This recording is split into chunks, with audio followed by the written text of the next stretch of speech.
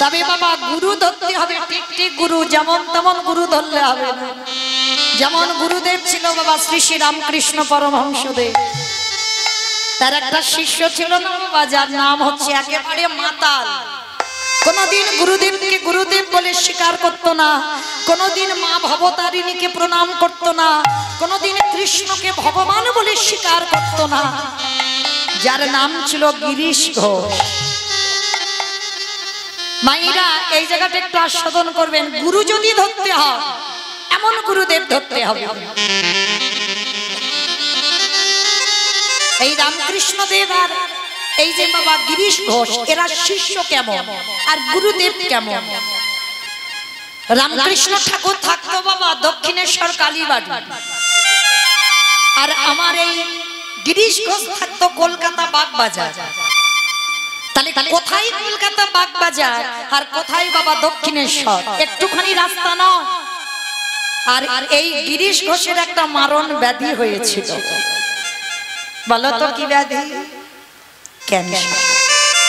গিরিশ ঘোষের একটা মারণ ব্যাধি হলো, যার ওষুধ আজও নাই বাবা, যার নাম হলো ক্যান্সার। হয়েছিল কোথায়? গিরিশের গলায়। গিরিশের গলায় ক্যান্সার হয়েছিল। যেদিনে রোগগ্রস্ত বিছানা শয্যা হয়ে গেল গিরিশ, মানে এত নেশা করতো, এত মাতা, কোনদিন বাবা গুরুদেবের দেওয়া মন্ত্র জপ কোনদিন করে। মানে গুরুদেব যদি ঘরে আসতো, যদি গিরিশের স্ত্রী যদি খেতে দিত, সামনে থেকে গুরুদেবের কাছ থেকে থালাটা কেড়ে নিত, মুখের সামনে গুরুদেবকে অপমান করে বের করে দিত। তবু বাবা শ্রী শ্রী রামকৃষ্ণ পরমহংসদেব মাথা পেতে নিত। আরে শালা, ওরা তো অবুঝ, ওরা কিছু বোঝে না, ওদের কিছু বলিস না, ওরা অবুঝ, ওরা কিছু বুঝতে পারে না কাকে কি করছে। তবে ওটা করে যদি ও সুখ পায়, ও সুখ পায়।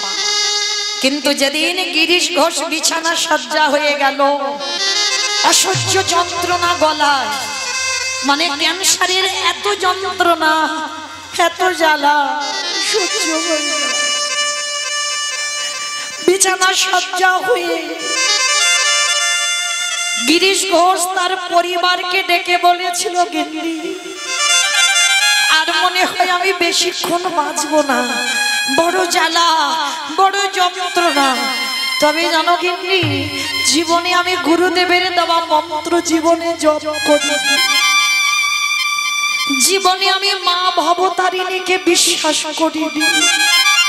তুমি জানো গিন্নি, আজকের একবার শেষ বেলায় আমি একবার অন্তত আমি আমার গুরুদেবকে ডেকে দেখবো।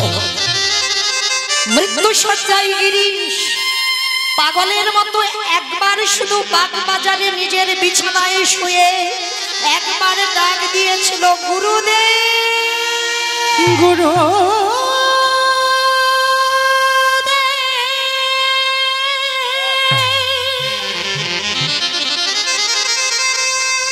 ওগো তুমি তো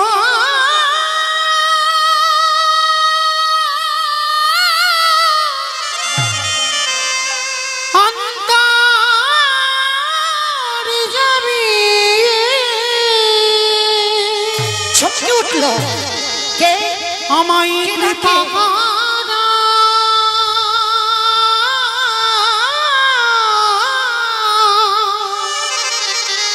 একেবারে করুণা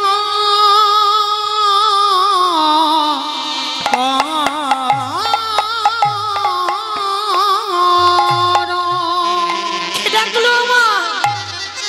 কোথায়? বাগবাজারে বসে ডাকলো গুরুদেব বলে, আর দক্ষিণেশ্বর ভবতারিণীর চরণে বসে আছে রামকৃষ্ণ। শিষ্যের ডাকটা গুরুদেবের কানে এসে বাজলো, চমকে উঠেছে। কে কে ডাকলো আমায় গুরুদেব বলে? কে ডাকলো? কার এমন অমৃতের মতো ডাক? পাগলের মতো খালি পায়ে রামকৃষ্ণ দেব ওই দক্ষিণেশ্বর থেকে ছুটতে ছুটতে একবার শিষ্য ডেকেছে বলে একেবারে গুরুদেব গিয়ে দাঁড়িয়েছে গিরিশের দরজা। কি গো মায়েরা, এই পৃথিবীতে সাধারণ কোনো গুরু নয়, যে গুরুদেবকে অপমান করে তাড়িয়ে দিয়েছে বলে জীবনে আর শিষ্যের ভিটে মারাবে না, এইরকম গুরুদেব না। কত অপমান করেছে, এমনকি গুরুদেবকে ধরে মেরেছে পর্যন্ত, কিন্তু মৃত্যু সজ্জা। যেই না ডাক দিয়েছে গিরিশের দরজায় এসে, দরজার আড়াল থেকে ঘরের ভিতরে ঢোকে নিয়ে যদি বাবা আবার শিষ্য উঠে মারে, দরজার আড়াল থেকে ডাকছে গিরিশ, ও গিরিশ। বিছানা সজ্জায় আছে গিরিশ, ডাকলো আমার গুরুদেবের কণ্ঠস্বর, যে কোনোদিন গুরুদেব বলে স্বীকার করেনি, মরার আগে বলছে আমার গুরুদেবের কণ্ঠস্বর। কিন্তু গিরিশ ঘোষের ঘরের ভিতরে আসছে না ঠাকুর। কেন? যদি বাবা বিছানা থেকে নেমে গুরুদেবকে আবার পেটায়, ভয়ে পড়ে ঢুকছে। দরজার আড়াল থেকে বলছে, ও গিরিশ, আমায় ডাকলি বাবা? বিছানা সজ্জায় আর উঠবার ক্ষমতা নেই গিরিশ। করজোর করে বলেছিলেন, গুরুদেব আমার ডাক তুমি শুনতে পেয়েছো? আমার ডাক তোমার কানে গেছে গুরুদেব? আমি যে বড় অভাগ্য অভাজন, আমি কোনোদিন তোমার দেওয়া মন্ত্র জপ করিনি, আমি কোনোদিন তোমার দেওয়া নামের মালাও ধরিনি গুরুদেব।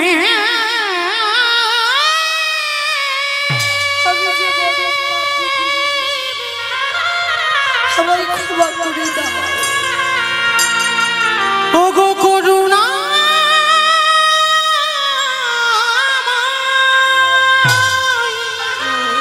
ক্ষমা করে দাও এবারে আমার,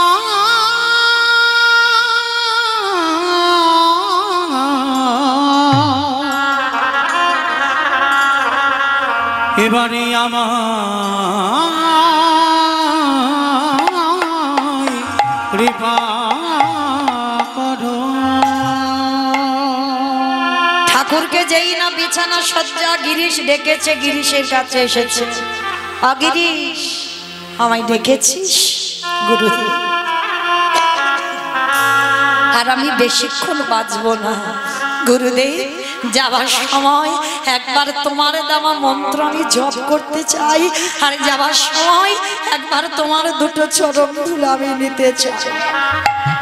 এই শালা, ঠাকুরের বই যারা পড়বেন, ঠাকুর সবাইকে শালা শালা বলতো। কোন শালা?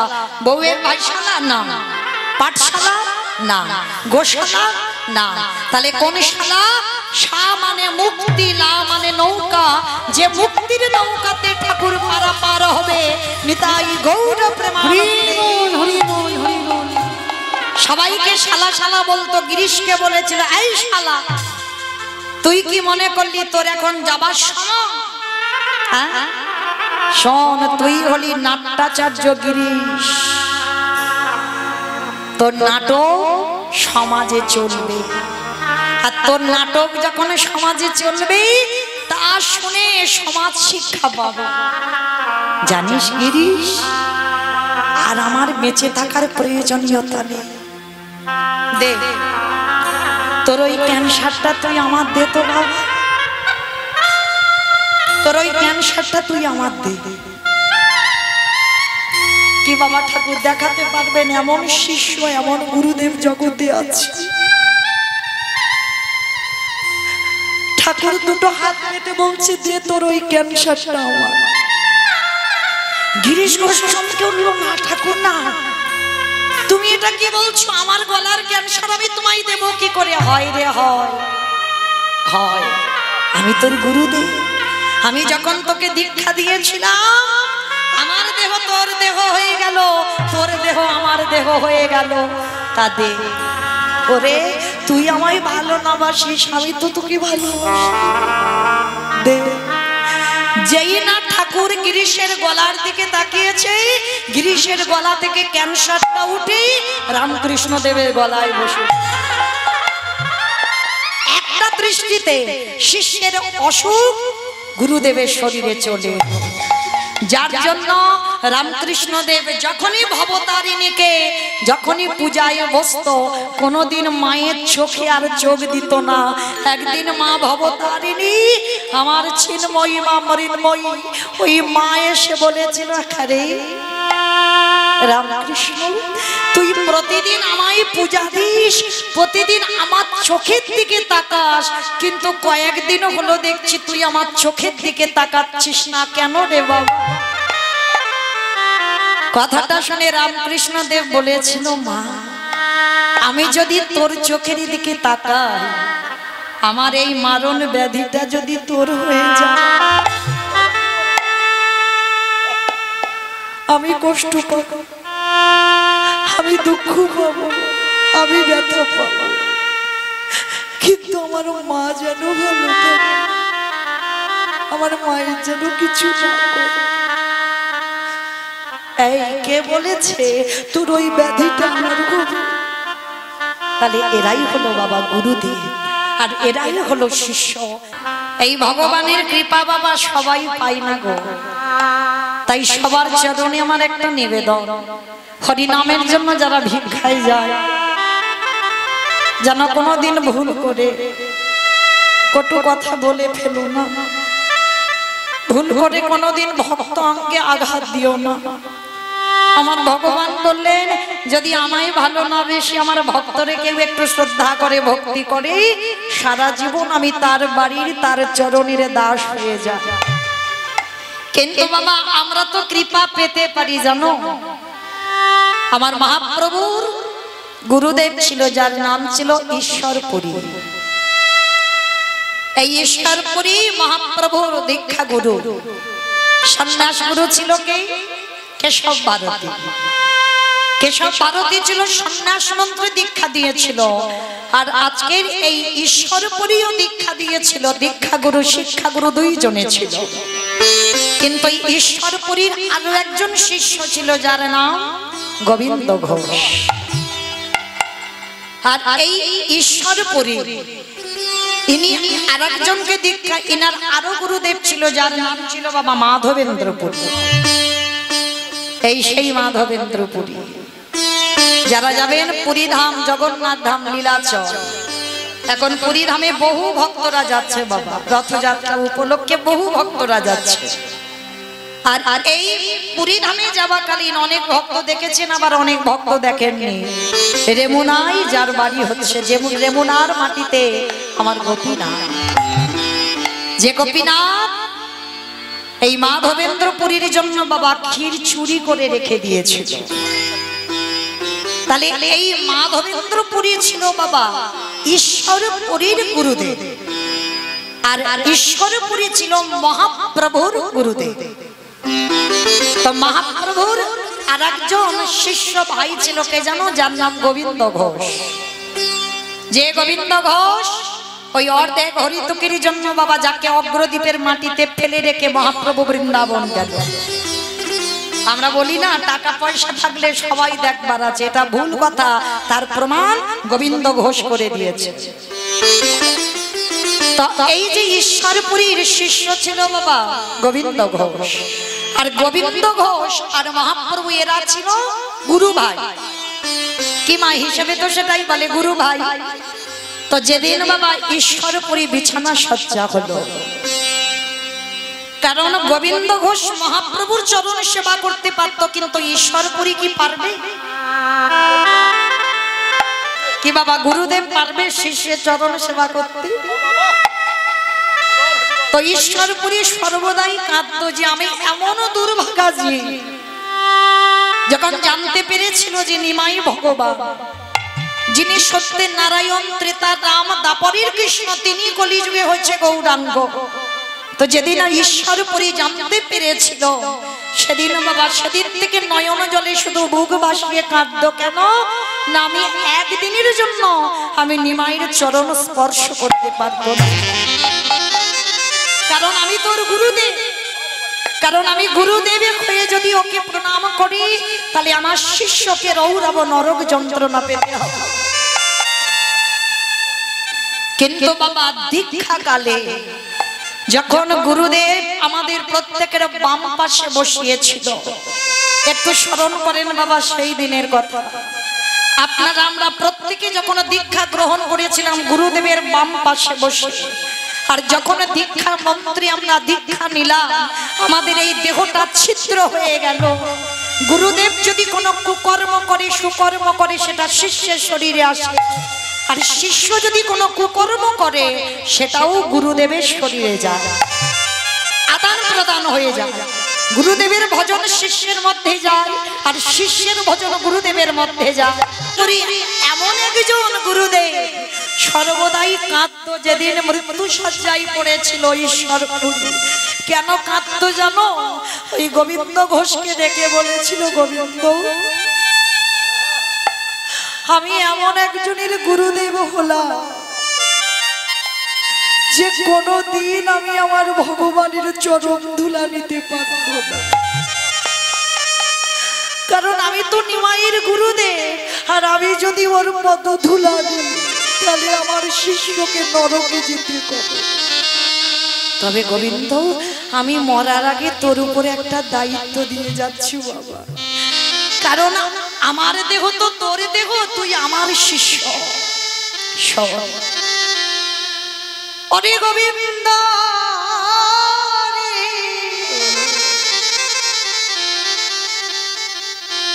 তোরে গুরুদেবে মরার আগে তোর কাছে জানাই যায় আমার মৃত্যুর তুই যেন সদাই আমার নিমাইয়ের চরণে সেবা করিবি। কেন এই কথাটা বললো মরার আগে ঈশ্বরপুরী গোবিন্দ ঘোষকে? কারণ ওই যে বললাম বাবা দীক্ষা কালে গুরু শিষ্যের ভেদাভেদ থাকে না, তাহলে আমি মরে গেলে তোর মধ্যে থাকবো, আরে তুই যদি আমার নিমাইয়ের চরণে সেবা করিস ওরে তোর মধ্যে দিয়ে আমার গৌরী সেবা হবে।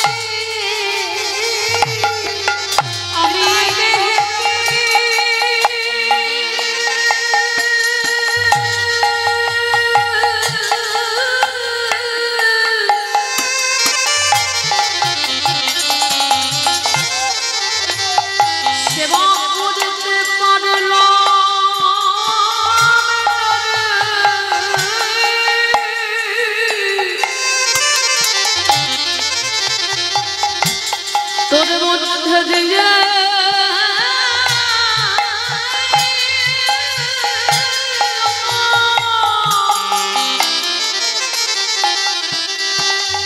গৌর সেবা হয়ে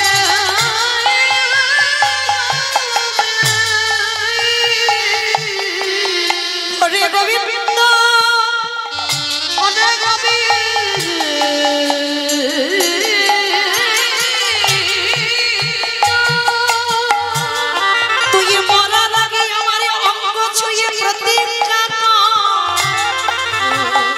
যতদিন গোবিন্দ তুই ধরায় থাকবি আমাদের নিমাইয়ের চরণে ছাড়া হবি না। আমার নিমাইয়ে যেখানে যাবে না যখন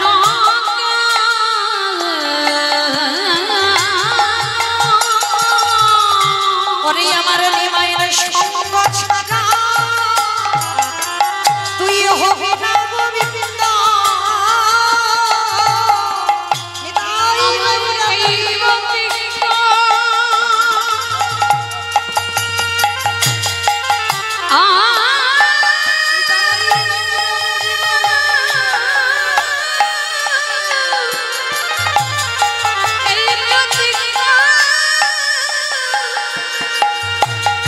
Oh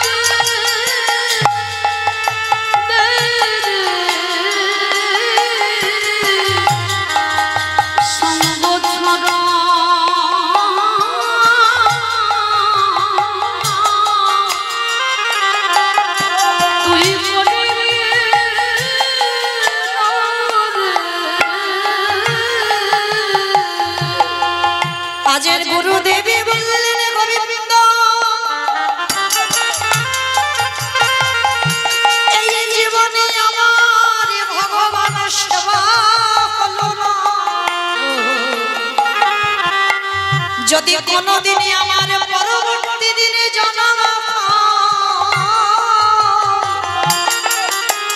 ওগো গৌর হরি তুমি যেন আমার চরণে ছাড়া করো আমি এই নিবেদন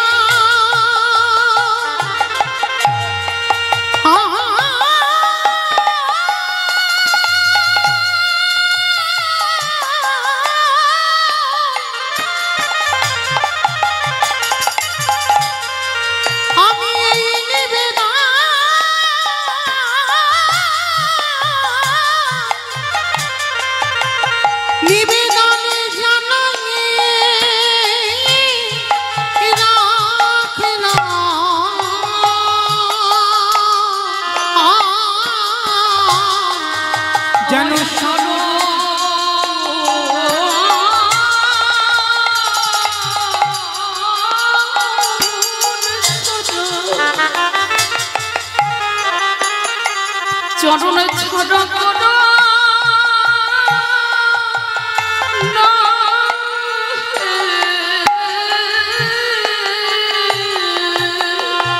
সেই দিন থেকে গোবিন্দ আমার মহাপ্রভুর চরণ যুগল হৃদয়ে ধরে মহাপ্রভু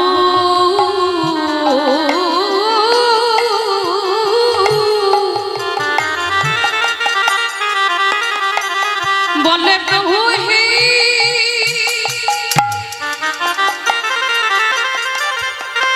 আমি যেন তোমার চরণের সেবা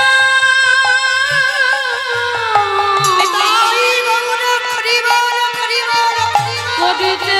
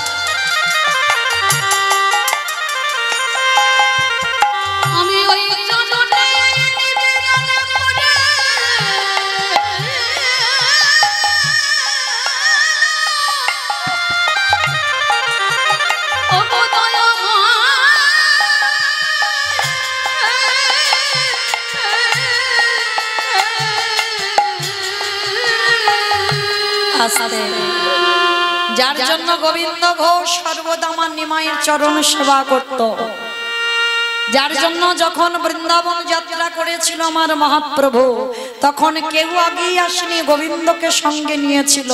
কিন্তু মায়েরা গোবিন্দ ঘোষের সেবাটা কেমন ছিল জানো? সেবা কাকে বলে, সেবা কি করে করতে হয় দেখো। একদিন আমার মহাপ্রভু ছলনা করলো। কিরকম ছলনা? গোবিন্দ দেখবো তুমি আমায় কতটা ভালোবাসো। তাইবার কি করেছে বাবা, মহাপ্রভু এমন ভাবে ঘুমিয়ে আছে, মানে একেবারে গম্ভীরা যারা পুরী ধামে গেছেন, গম্ভীরা যেটা হচ্ছে বাবা রাধাকান্তের মঠ, ওইটা হচ্ছে মহাপ্রভুর জায়গা। 3.5 জন ভক্ত 3.5 হাতের জায়গা।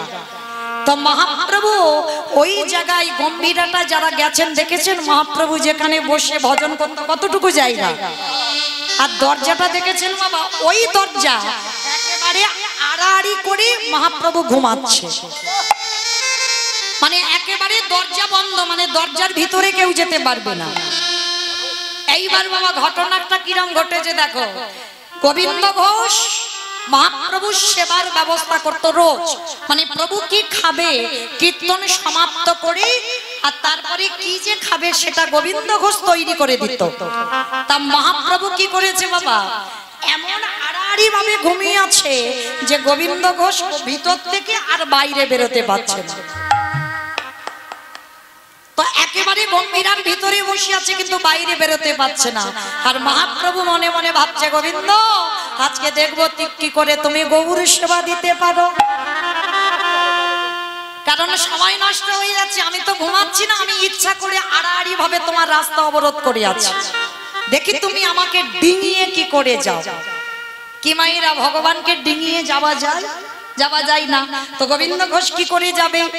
তো মনে মনে করছে, প্রভু তুমি এমন করে ঘুমাচ্ছ কিন্তু আমি তোমাকে ডাকতেও পাচ্ছি না, কারণ ডাকাটাও আমার অপরাধ হয়ে যাবে। কিন্তু সেবার সময় হয়ে যাচ্ছে, আর আমি যদি তোমাকে সেবা না দিই তাহলে আজকে সারা দিন রাতে তোমার কিছু সেবা হবে না। তাহলে কি করব? তো এইবার গোবিন্দ ঘোষ চালাকি করেছে। বাবা, ভক্ত বড় না ভগবান বড়? হ্যাঁ, ভক্ত বড়। আজ পর্যন্ত ভগবান কোনোদিন বড় হয়নি আর জয়ী হয়নি।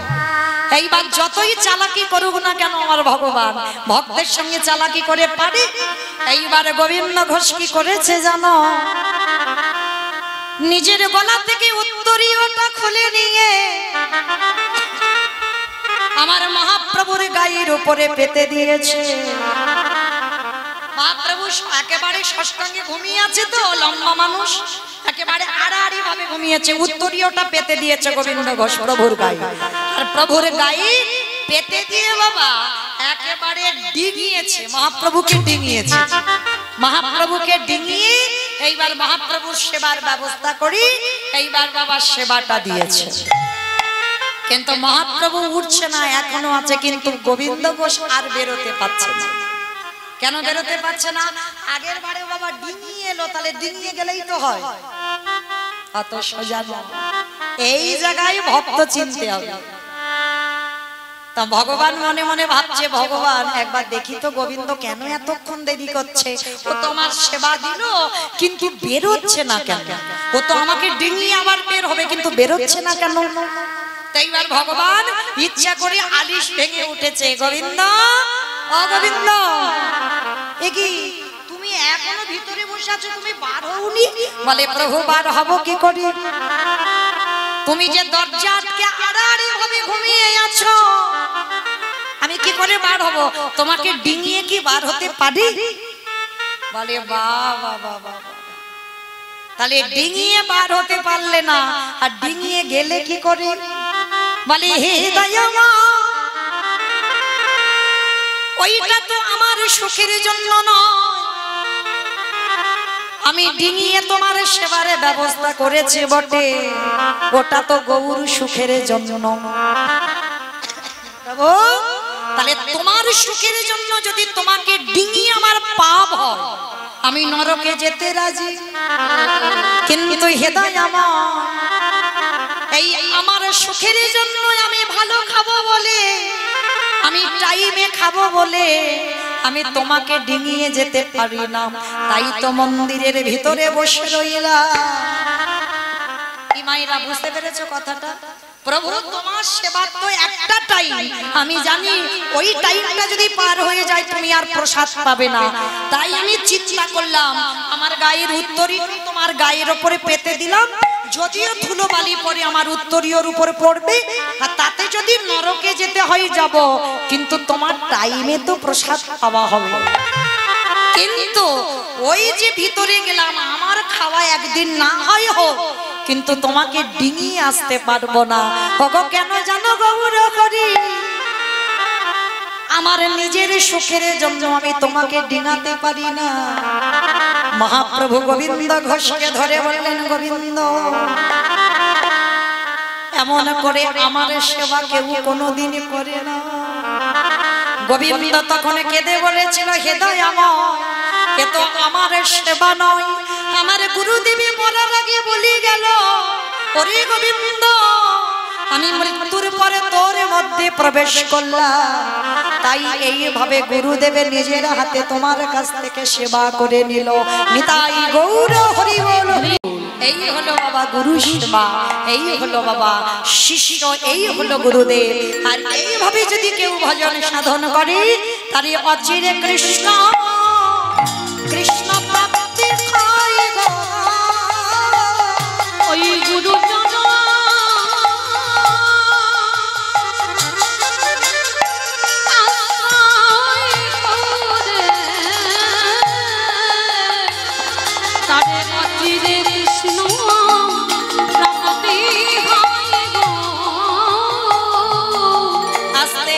তাহলে গুরু চরণ সেবা করতে হবে, গুরু চরণ বসতে হবে বাবা। তবে মায়েরা আর একটা কথা বলে, কারণ পিতা মাতাকে বাদ দিয়ে নয়, ভগবান ভাগবতে সুদামাকে ডেকে বলল, ও সুদামা, এই জগতের সংসার মাঝে পিতা মাতা হলো প্রথম গুরু, শিক্ষা গুরু দীক্ষা হলো দ্বিতীয় গুরু, আর ভগবান বললেন আমি হলাম তৃতীয় গুরু। এই তিন গুরুকে যে সমানভাবে সেবা করে তার অন্তিম সময়ে আমার কৃপা তাকে ওরে লাভে করতে হয়।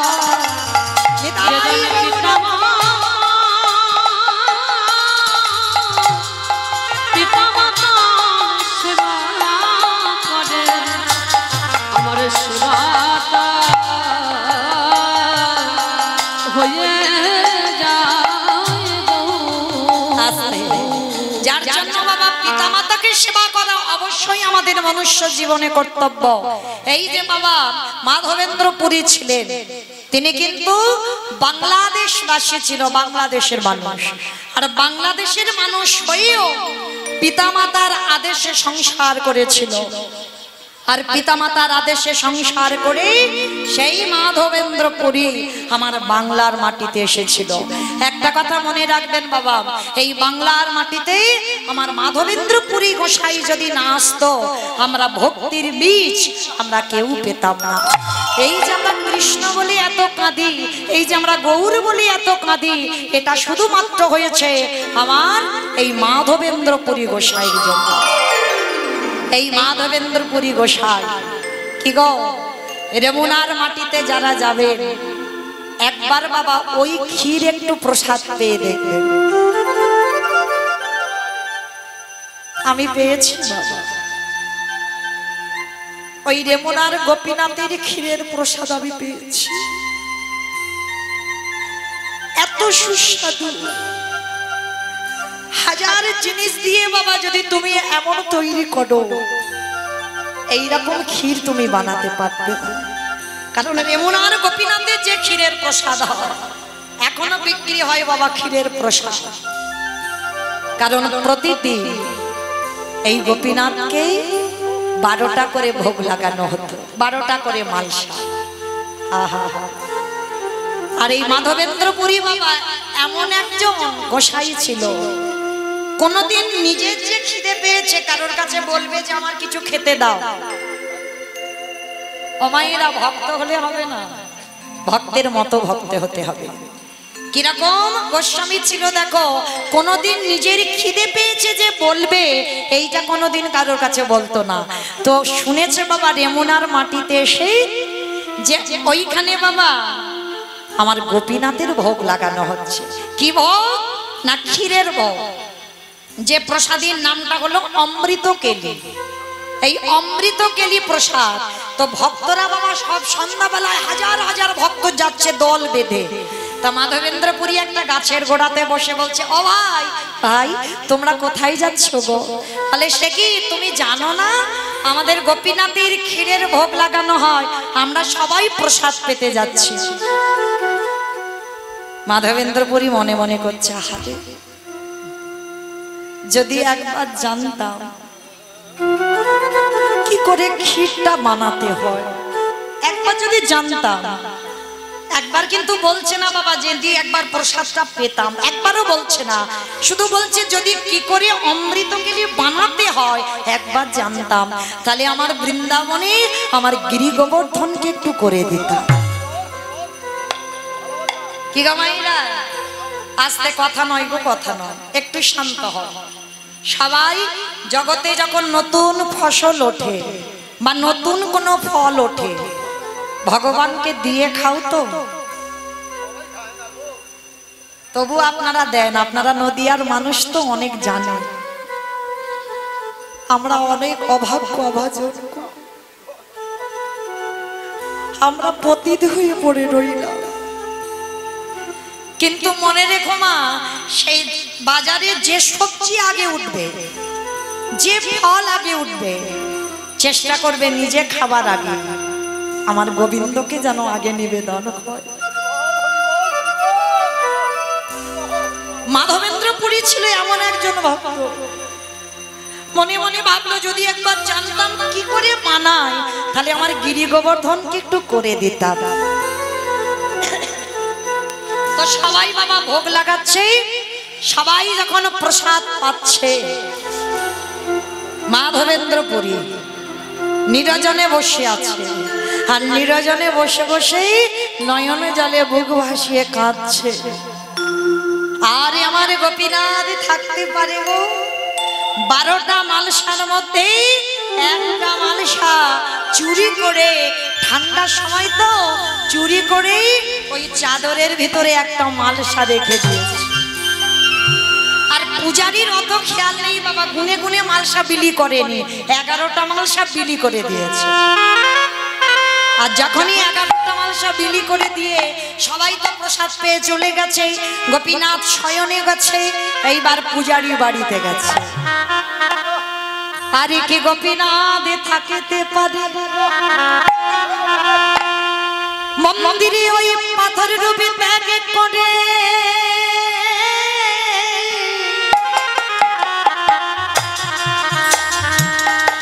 ওই পূজারীর বিছানার পাশে গিয়ে আমার গোপীনাথ দাঁড়াইছে। ডাক দিল পূজারী,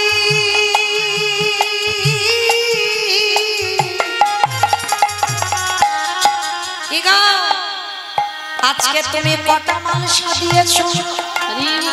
বলে কেন প্রভু, রোজ 12টা মালসা দিয়ে আজও দিয়েছি 12টা মালসা না। ভালো করে গিয়ে দেখো, আজকে তুমি 11টা মালসা বিতরণ করেছো। প্রভু আমি তো গুনে গুনে 12টা মালসা দিয়েছি। হ্যাঁ দিয়েছো, কিন্তু বিতরণ করেছো 11টা মালসা। আরে প্রভু আর একটা মালসা কই?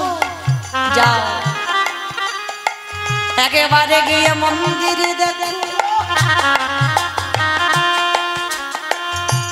আমার চাদরের নিচে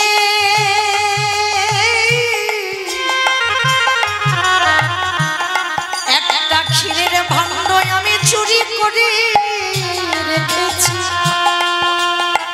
একটা ক্ষীরের ভাণ্ড কার জন্য? বলে শোনো, সবাই তো হাত পেতে প্রসাদ নিল, কিন্তু আমার আগে কাঙালে ভক্ত সবার পিছনে বসে বসে কাঁদি, সে কোনোদিন নিজের খাবারের জন্য কিছু চাই না। যাও এই ক্ষীরের ভাণ্ড তুমি আমার সেই মাধবেন্দ্রপুরীকে খাইয়েছো। পূজারী চমকে উঠলো যে কত বড় ভক্ত, যার জন্য আমার মন্দিরের গোপীনাথ ক্ষীর চুরি করে রেখে দিয়েছে। পাগলের মতো ছুটতে ছুটতে পূজারী রাত্রিবেলা বেরিয়ে পড়লো, মন্দিরে প্রবেশ করে দেখলো আমার গোপীনাথের চাদরের ভিতরে একটা ক্ষীরের ভাণ্ড। ছুটে গিয়ে ভাণ্ডটা তুলে নিল, ছুটতে ছুটতে খুঁজে খুঁজে বেড়াচ্ছে, কোথায় আছো মাধবেন্দ্রপুরী, একেবারে দেখা দাও, যার লাগে আমার গোপীনাথ ক্ষীর খইল চুরি।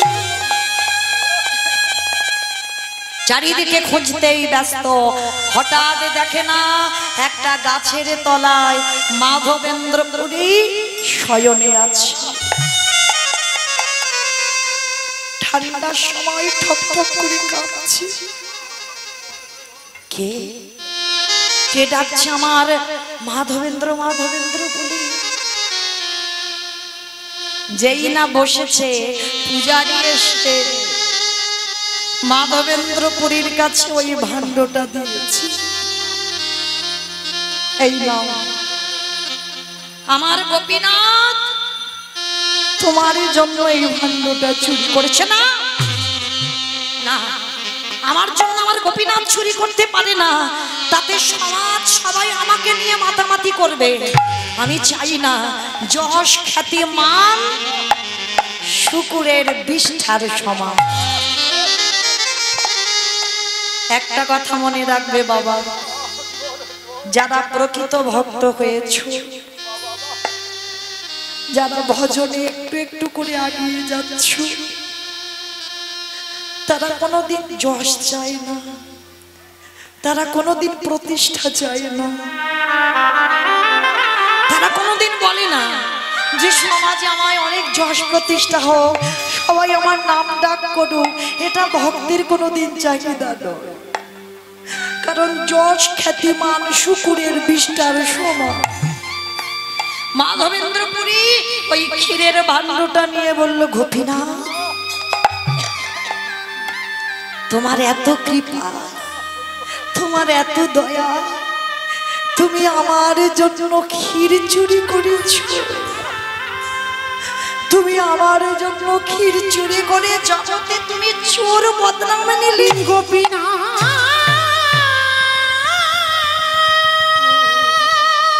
নিতাই গৌর প্রেমানন্দে হরি বল। ও গো কৃপা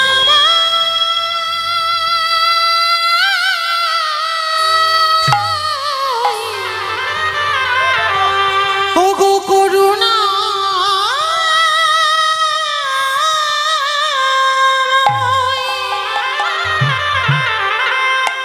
একেবারে কৃপা করো, করুণা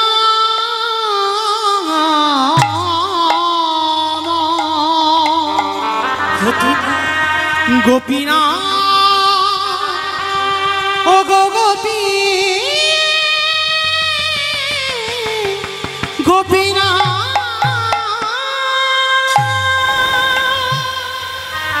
আমি কবে এই বিষয় বৈভব ত্যাগ করে আমি তোমার চরণ পাবো দয়া। আমি কবে যাব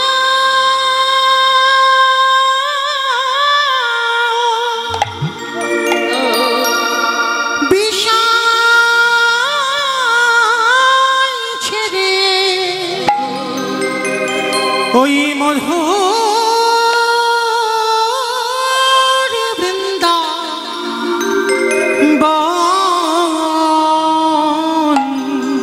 হরি বল হরি বল। ওরে কৃষ্ণ নামে কাঁদবে কামে আমার পোড়া মন। আমি কবে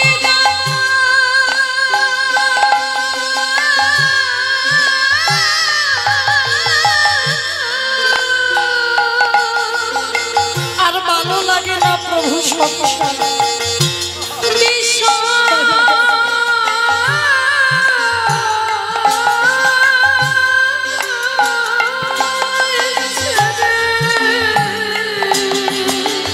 এবার তুমি একবার তোমার করে দাও। ওই মধু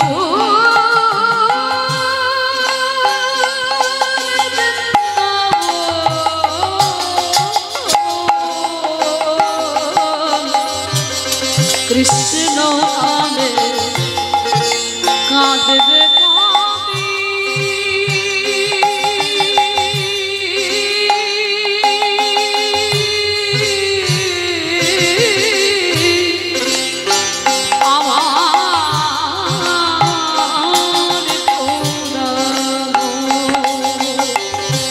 ওরে কৃষ্ণ নাম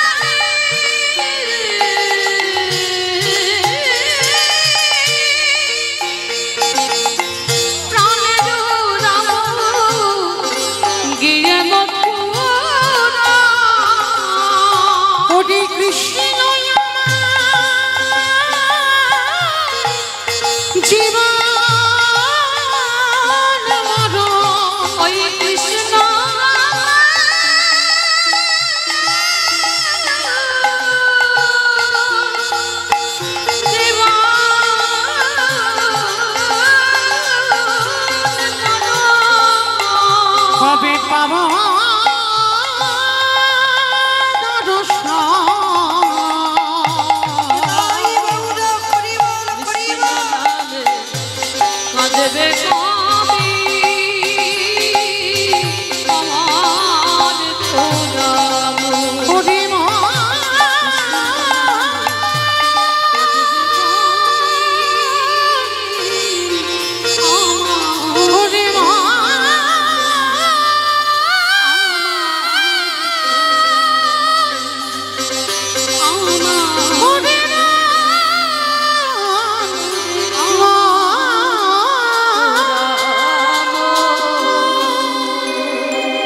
এই সেই মাধবেন্দ্রপুরী, যে মাধবেন্দ্রপুরীর জন্য আজকের বাবা রেমুনার গোপীনাথ ক্ষীর কইল চুরি।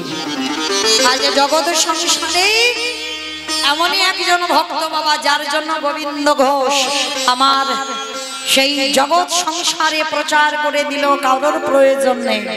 শেষের দিনে আমার গোপীনাথ পুত্র হয়ে দাঁড়ায়। মহাপ্রভুর এই হরিনাম বাবা কোনোদিন পুরানো হয় না, সর্বদা যত শুনবে তত যেন মনে হবে মা নতুন নতুন, তাই না? এই যে যত যত সামনে ভক্তরা বসে আছে সবার চেনা বলা ভুল হবে, আমি কাছের মানুষ, মানে সব আসরে বাবা একেবারে রেডি হয়ে আছে আমার সামনে, মানে আমি যে কি গাইবো কি বলবো সেটাও খেয়াল থাকে না। মানে প্রতিটা আসরে যদি আমার ভক্তদের দর্শন হয় তাহলে কি গাইবো, তাই না? তাহলে এতটাই ভালোবাসার মানুষ সবাই যারা যারা বসে আছেন, যারা দূরেও হয়তো অনেকে আছেন আমার পরিচিত, তো কীর্তনের প্রারম্ভে তাদের সবার চরণে আমার রইল শত শত কোটি দণ্ডবত প্রণাম। যে যত দূরে যাই না কেন বাবা ছুটে যায়, এই অধম কীর্তনিয়ার মুখে একটু কৃষ্ণ কথা হরি কথা শুনবে বলবে। ভেবে দেখেন তো বাবা, ভগবান যা লীলা করার করে ফেলেছে বাবা, নতুন করে তো কিছু হচ্ছে না, তবু কিন্তু নতুন। যত শুনবে মহাপ্রভুর এই হরিনাম কোনোদিন পুরানো হয় না, যত শুনবে মনে হচ্ছে যেন আরো অজানা, আরো যেন নতুন কিছু শুনলাম। এটাই মহাপ্রভুর কৃপা। যত শুনবে তত আমার কৃপা হবে, তত ভালো লাগবে। মহাপ্রভুর হরিনাম তেমনই না। তো যাই হোক, আপনাদের মতো ভক্ত চরণে আমার একটা নিবেদন, শুধু আমি চেনা বলা ভুল, আপনাদের একেবারে খুব কাছে কাছের মানুষ, যেহেতু সব জায়গায় আপনাদের মতো ভক্ত চরণ ধুলা পাই, তবে বাবা যেন চেনা মানুষ বলে যেন চরণ থেকে ঠেলে দিও না, একটু চরণে আশ্রয় দিও আর একটু আশীর্বাদ করো। কারণ ছোটবেলা থেকে ইচ্ছা ছিল বাবা নদিয়ার মাটিতে কীর্তন গাইবে, অনেকটাই আশা ছিল, অনেকটাই ইচ্ছা ছিল। আমার মা কীর্তনিয়া ছিল, মায়ের সঙ্গে কীর্তন গাইতাম, আমার মায়ের সঙ্গে তখন দোয়ারি করতাম। তো তখন থেকে একটা প্রতিজ্ঞা ছিল যে কোনোদিন কি পারবো না নদিয়ার মাটিতে একটু দাঁড়িয়ে কীর্তন গাইতে। তো যাই হোক, গুরুদেবের কৃপা, আপনাদের মতো ভক্ত চরণ ধুলা, আমার পিতা মাতার আশীর্বাদ দাঁড়িয়েছে আপনাদের মতো নদিয়ার মাটিতে, যে মাটিতে আমার প্রভু উদয় হয়েছে। আপনারা বড় ভাগ্যবতী, বড় ভাগ্যবান। আমি তো অনেক দূরের মানুষ গো, আপনারা নদিয়ার মাটির মানুষ, যে মাটিতে আজও প্রভুর পদধূলা আছে। আপনারা আশীর্বাদ করবেন। এইভাবে হরি কথা কৃষ্ণ কথা বলতে বলতে যেন একদিন আপনাদের পদধূলা ছেড়ে যেন এই হরিবাসর থেকে আমি ভব নদী পার হয়ে যেতে পারি।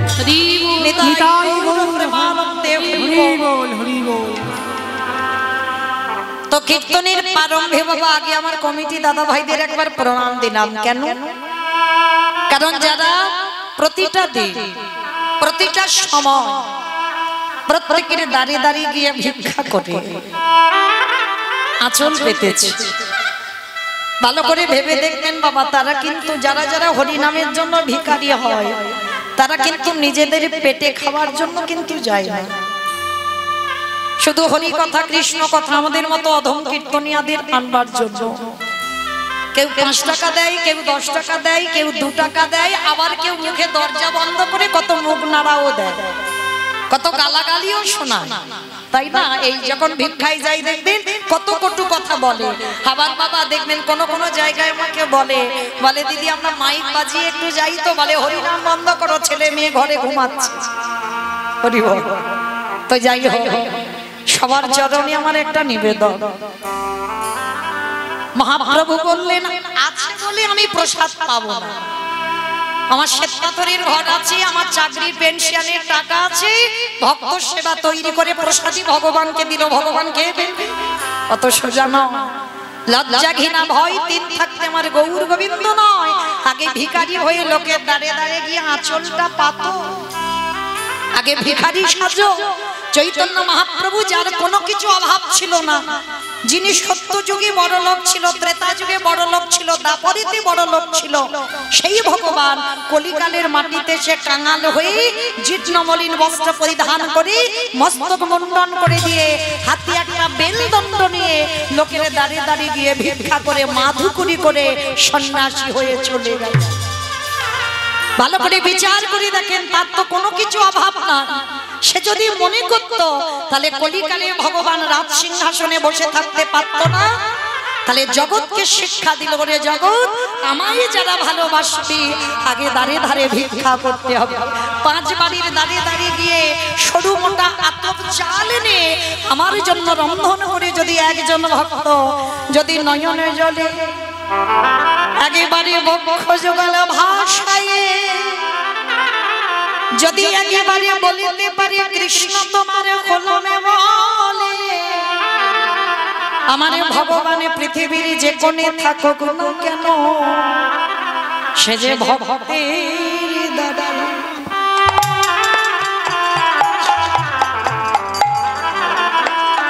দারে দয়ালে ছুটে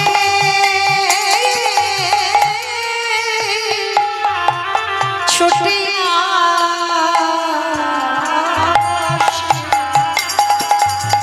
যে জন কৃষ্ণ নিতাই গৌর প্রেমানন্দে হরি বল হরি বল।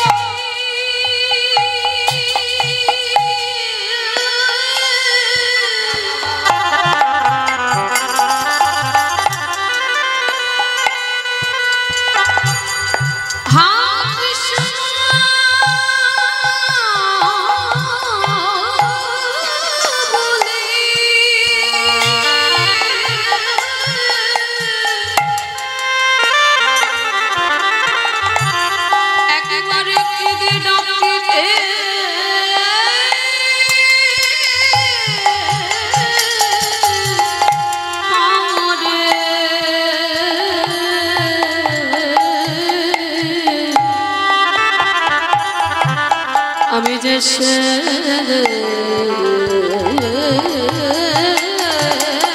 ভক্তি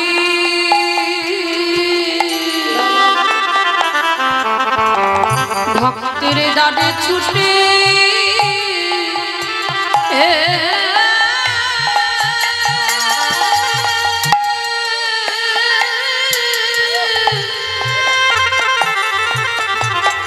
ছুটে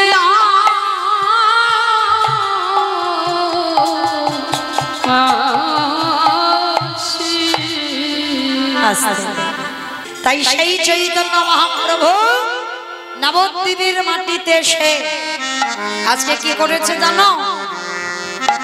ওগো খেলয়ে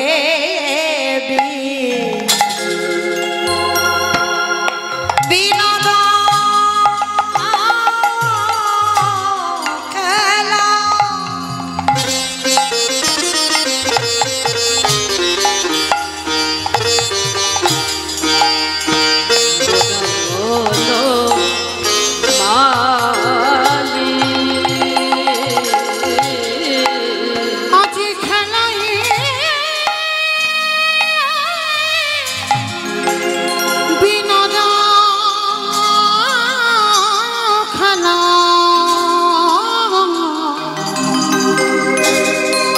আমার গোটা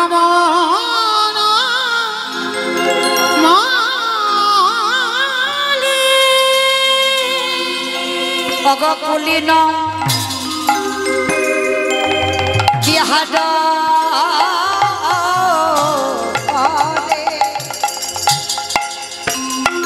কুলি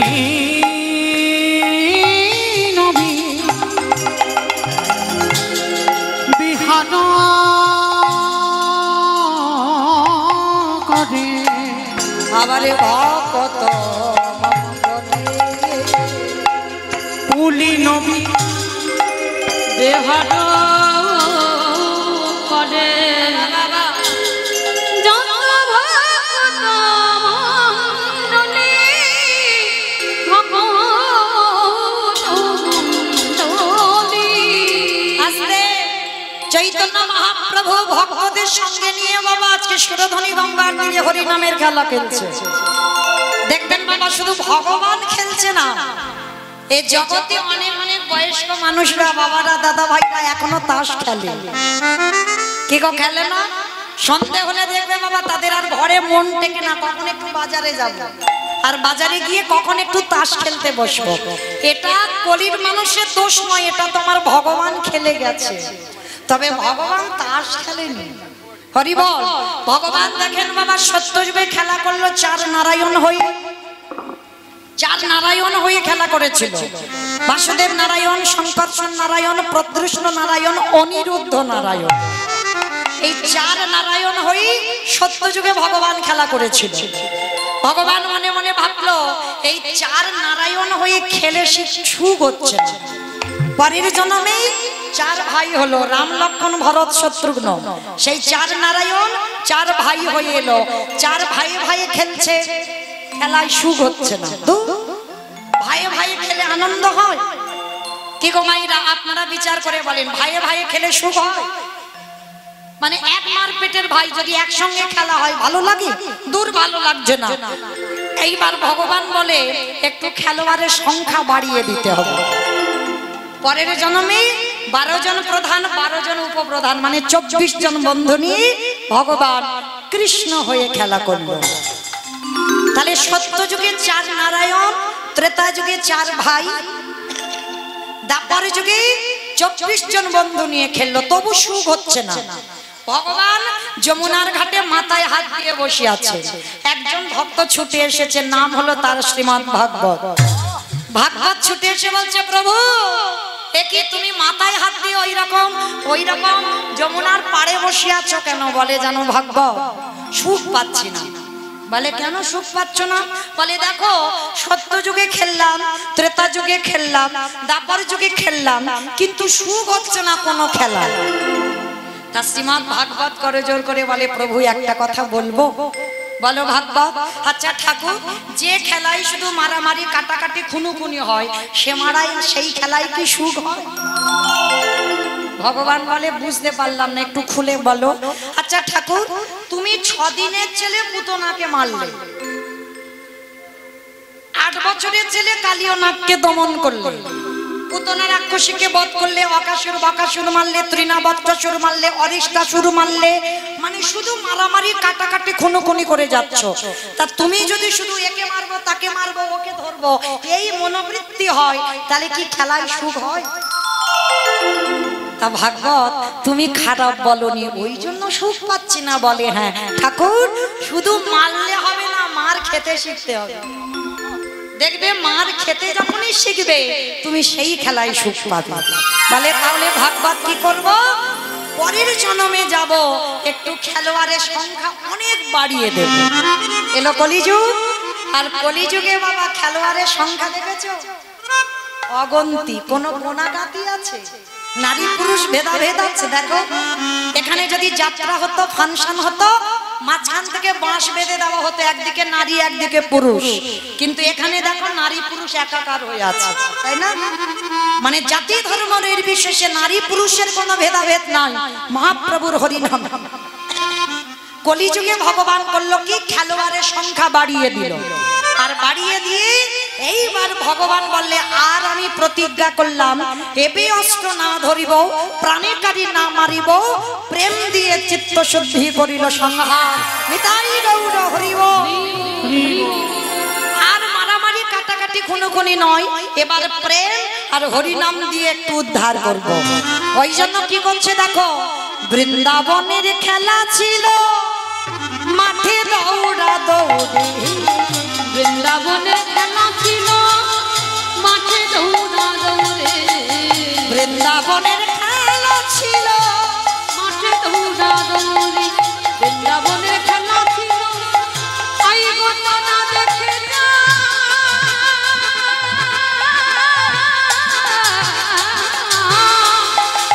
নিতাই গৌর হরি বল হরি বল হরি বল। আমার গৌরের কিভাবে রে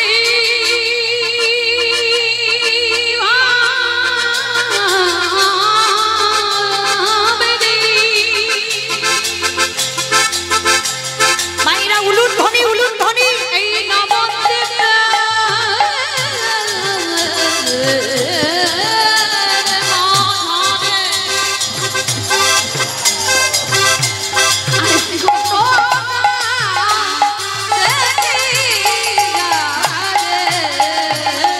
নবদ্বীপে খেলা ছিল মাঠে দৌড়া দৌড়ি। বৃন্দাবনের খেলা ছিল মাঠে দৌড়া ওই দৌড়ি। বৃন্দাবনী খেলা ছিল মাঠে দৌড়া দৌড়ি। বৃন্দাবনে বাবা গরু বাছুর নিয়ে হেঁটে হেঁটে হেঁটে হেঁটে হেঁটে হেঁটে। কি মা বৃন্দাবনের এটা খেলা তো কলিযুগে এটা খেলা হচ্ছে না কলিযুগে খেলা হলো ভুলায় গড়াগড়ি। ওই কলিযুগের খেলা হলো ভুলায় গড়াগড়ি। কলিযুগে খেলা হলো ভোলার গণগণ। বৃন্দাবনের খেলা ছিল গোধন চারণ। বৃন্দাবনের খেলা ছিল গোধন চড়া। বৃন্দাবনের খেলা ছিল গোধন চারণ। বৃন্দাবনের খেলা ছিল গোধন চড়া। ধাবলি শ্যামলি কালী কমলি মঙ্গলি এগুলো নিয়ে খেলা করত ভগবান কৃষ্ণ। কিন্তু কলিযুগে খেলা হলো আর গরু বাছুর নেই। কি হচ্ছে নাম সংকীর্তন। ওই কলিযুগের খেলা হলো নাম সংকীর্তন। ওই কলিযুগে খেলা হলো নাম সংকীর্তন। বৃন্দাবনের খেলা ছিল মুরলি বাদন। ওই বৃন্দাবনের খেলা ছিল মুরলি বাদন। বৃন্দাবনে খেলা ছিল মুরলি বাদন। কলিকালে খেলা হলো হরি নামে তেরো ওই কলিকালের খেলা হলো নামে তেরোদ। ওই কলিকালে খেলা হলো হরি নামে তেরোদ। আসতে। কিন্তু জগতে বাবা প্রত্যেক খেলায় হার জিত আছে। এক পক্ষ হারবে এক পক্ষ জিতবে। যেমন মহাভারতে 17.5 দিন যুদ্ধ হলো। কি গো কুরুপক্ষ পাণ্ডব পক্ষ এদের হার জিত তো ছিল। কিন্তু আজকের এই কলিযুগে যারা হরি নামে যোগ দিয়েছে ওগো কেউ হারে না সবাই জিতে। যারা হরি নামে নিতাই গৌর হরি বল। খেলা খেলে এরা কেউ হারে না সবাই যেতে। এই হরি নামে যারা যোগ দেয় কেউ হারে না সবাই জিতে। এই হরি নামে খেলা খেলে কেউ হারে না সবাই যেতে। তারা শুধু যেতে না আরো কি করে জানো ওগো পিতা ধরে পুত্রের পায়ে। এই হরি নামে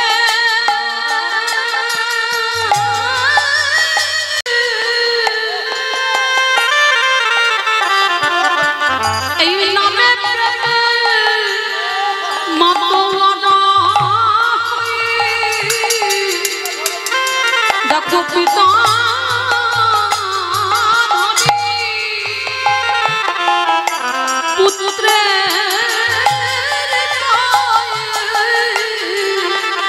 শুধু পিতা পুত্রের পায়ে ধরে না,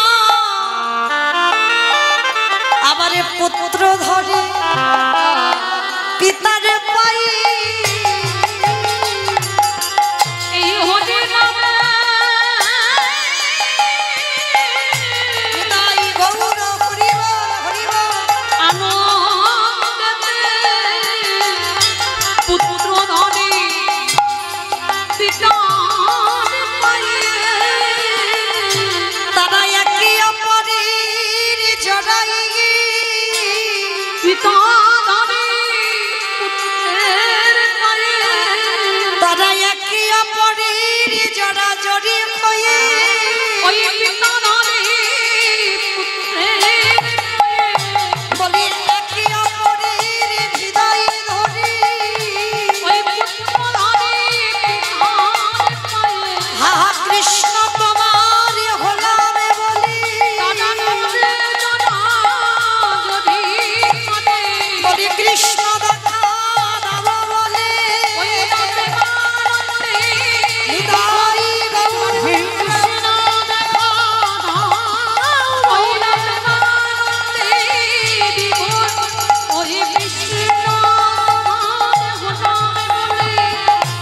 পিতাধারী পুত্রের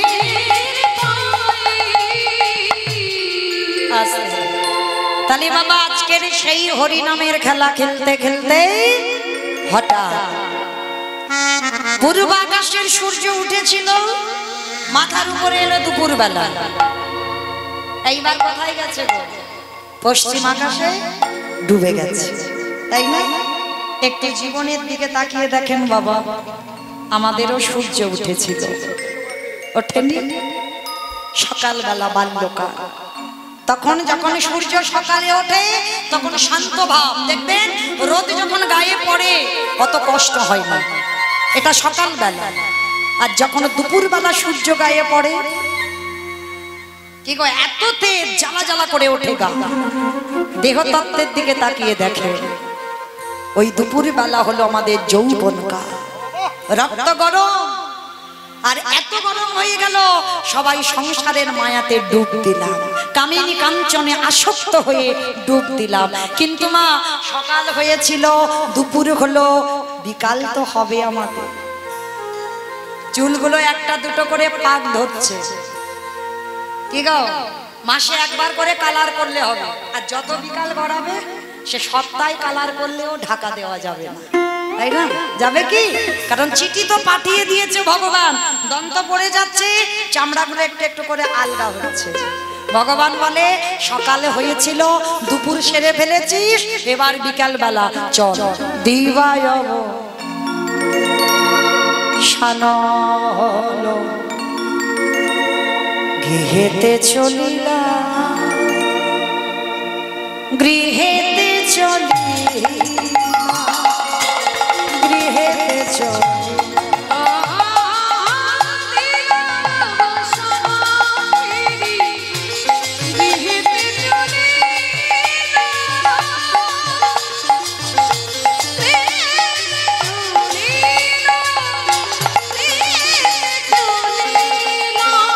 আস্তে দিনামণি ডুবে গেছে, মা যেতে হবে ঘরে। চৈতন্য মহাপ্রভু আজকে গদাধর অদ্বৈত কালা কৃষ্ণদাস বক্রেশ্বর সবাইকে ডাক দিয়েছে, শ্রীবাস আর নয়, আর খেলা ভাল লাগছে না, সূর্য ডুবে গেছে, মা বসে বসে কাঁদবে আমার জন্য, আমার জন্য পথপানে চেয়ে আছে, চল দিবায়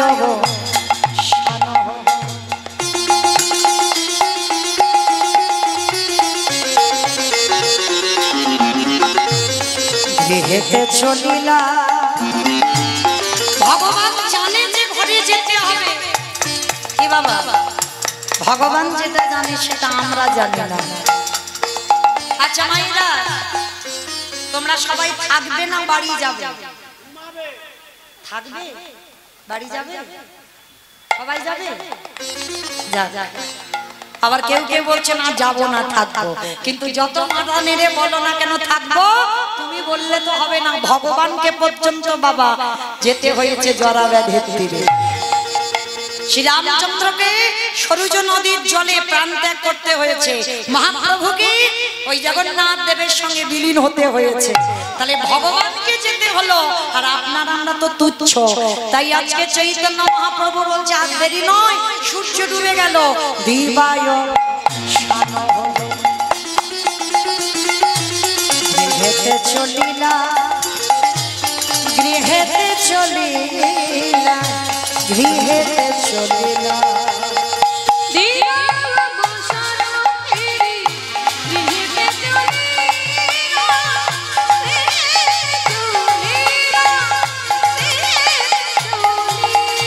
এবারে জননী চরণে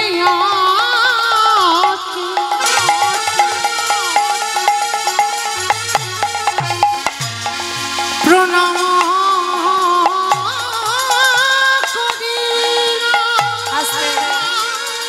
এইবার একটা কথা বলি মা, হয়তো কোনো কুটুম বাড়ি যাচ্ছ বা কোনো আত্মীয় পরিজনের বাড়ি যাচ্ছ, যাবার সময় বাবা মা শ্বশুর শাশুড়ি গুরুজন আছে, প্রণাম করে যাচ্ছ, তাই তো? মা প্রণাম প্রণাম করো তো নাকি? সে বালাই উঠে গেছে, করো না? এত কীর্তন শুনছো, চৈতন্য হচ্ছে না? শেখাবে, সবাইকে শেখাবে। কোথাও যেতে গেলে কাউকে করো না করো, বাবা মা শ্বশুর শাশুড়ি যদি থাকে ওই দুটোকে আগে প্রণাম করতে হবে। আচ্ছা মাইরা, যাবার সময় তো প্রণাম করছো, আর কুটুম বাড়ি থেকে ফিরে প্রণাম করো, ওইটি কেউ করে না। যে যাবার সময় অনেক ভক্ত আছে বাবা কোথাও যেতে গেলে প্রণাম প্রণাম করে, কিন্তু আত্মীয় বাড়ি থেকে ঘরে ফিরে কোনোদিন বাবা মাকে প্রণাম করে। এইটা কেউ বলতে পারবে না আমি করি। বলতে পারবে কেউ একজন হাত তুলে যে আমি আত্মীয় বাড়ি থেকে ফিরে আমি প্রণাম করি, কিন্তু এটা কর্তব্য, এটা আমাদের নিয়ম, এটা মৌমিতার কথা নয়।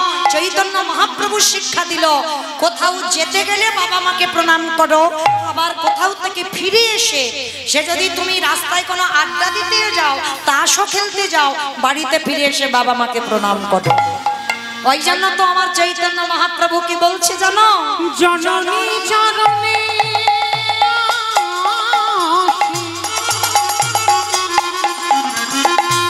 প্রণাম করিলাম, প্রণাম করিলাম, প্রণাম করিলাম।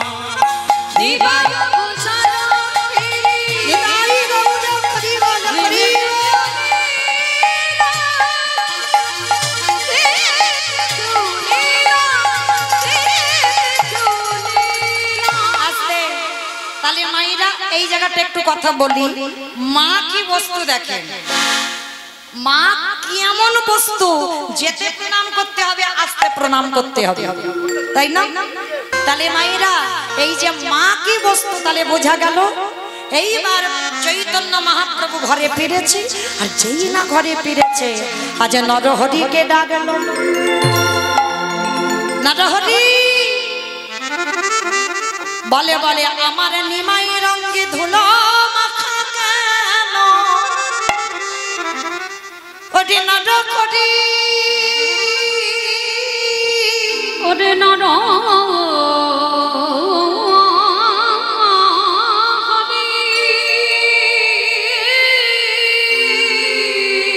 কে আমার নিমাইয়ের গায়ে ধুলো মাখিয়েছে?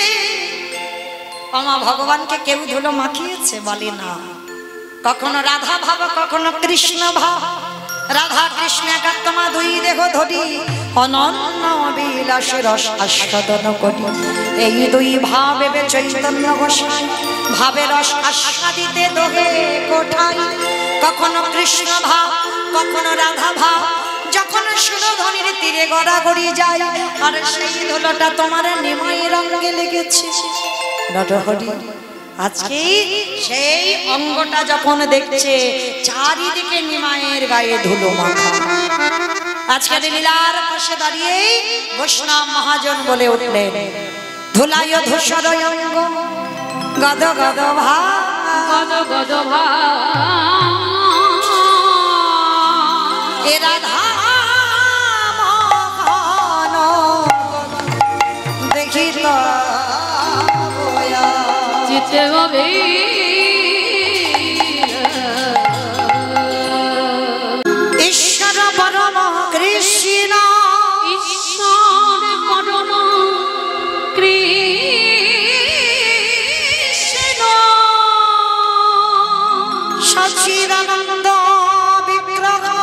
সচ্চিদানন্দ বিগ্রহ অনাদির আদি গোবিন্দ যিনি সর্বকারণে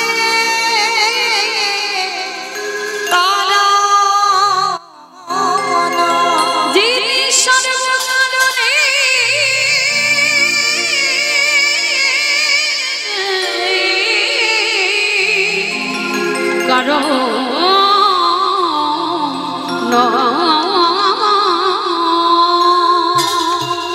আজ জীবের নিস্তার লাগি নিস্তার লাগে নন্দ সোদহরি নন্দ সুত আজ ভুবনে প্রকাশ হইল আমাদের গুরু রূপ আজ ভুবনে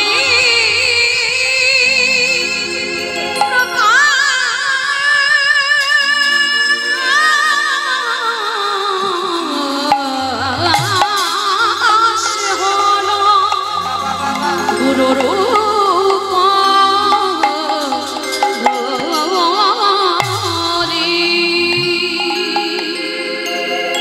আমারে আমারে প্রাণ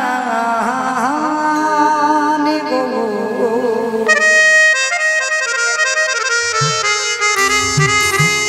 এই নদিয়ার ভাগাকাশে সচিগার ভস্ম মাঝে আমারে প্রতিদিন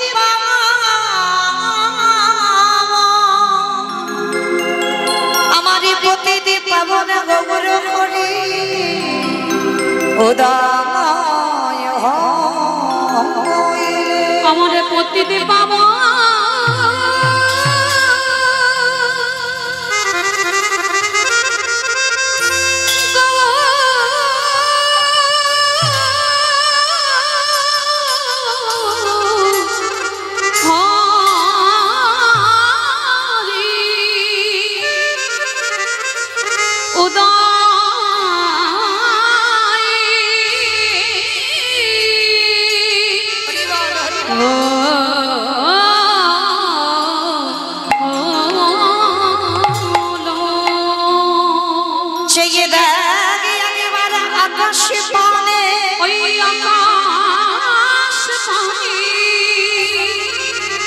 প্রতিদিন যেমন সূর্য উদয় হয় আবার প্রতিদিন পশ্চিমী আকাশের কোলে ঢলে পড়ে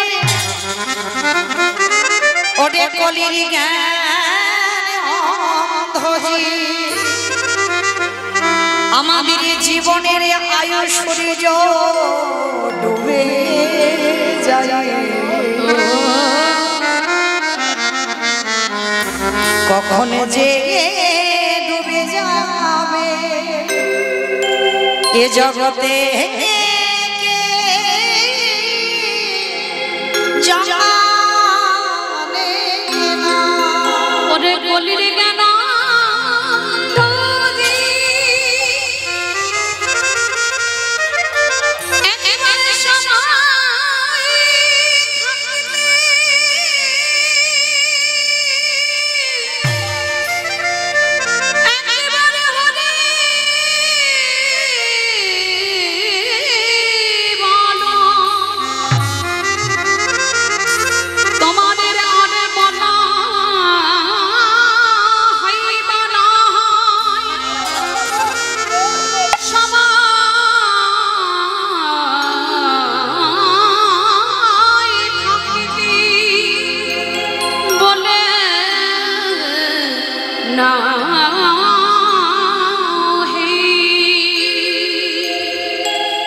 जनिताई जगदीश्वम जय जगन्नाथ जय महाप्रभु हरे कृष्ण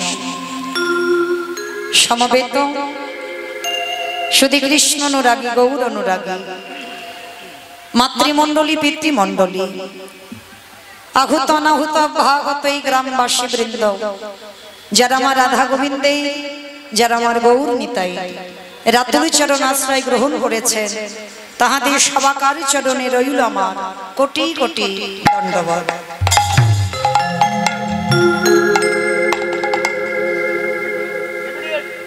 তারপরে জানাই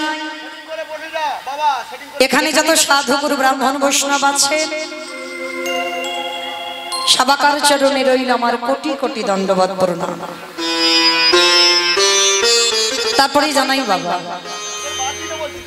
আমি আমার পিতা মাতার চরণে, আমার শিক্ষা গুরু দীক্ষা গুরুর চরণে অনন্ত কোটি কোটি দণ্ডবত প্রণাম। তারপরে যাদের কথা না বললে মাগো সব থেকে বড় ভুল হয়ে যাবে, সব থেকে বড় অপরাধ হয়ে যাবে। যে কমিটি দাদা ভাই বাবা ঠাকুর ভাইদের ঐক্রান্তিক প্রচেষ্টায়, যাদের উদ্যোগে আজকের এই যে মহতি নাম যজ্ঞানুষ্ঠান, কীর্তন জগতের সর্বকনিষ্ঠতম কীর্তনিয়া হয়ে আমি মৌমিতা ঘোষ আমার সম্প্রদায়ের তরফ থেকে তাদের চরণে সর্বাগ্যে জানালাম কোটি কোটি দণ্ডবত প্রণাম। প্রণাম জানালাম একটাই কারণে মা, আগে জানতে হবে এটা কলিযুগ, আর এই কলিযুগে যাগযজ্ঞ নয়, ব্রত পূজা নয়, ধ্যান তপস্যা নয়। যদি আমরা করি বাবা, বার ব্রত করি, পূজা অর্চনা করি, যাগযজ্ঞ করি, ধ্যান তপস্যা করি, কিন্তু ওগুলো যদি কলির মানুষ নাও করে অসুবিধা না। কলির মানুষের মুক্তির পথ হলো একটাই, হরিরে নামা হরিরে নামা হরিরে নামৈব কেবলম কলৌ নাস্তিব্বা নাস্তিব্বা নাস্তিব্বা গতির অন্যথা। কলির মানুষের হরিনাম ছাড়া কোনো গতি নাই, কোনো গতি নাই, কোনো গতি নাই। এরা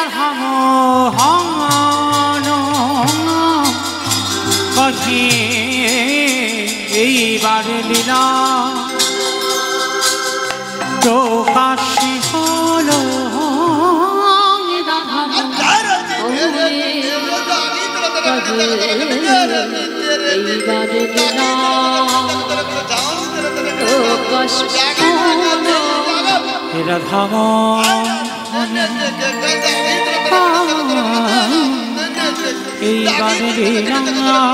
এইবার লীলা প্রকাশ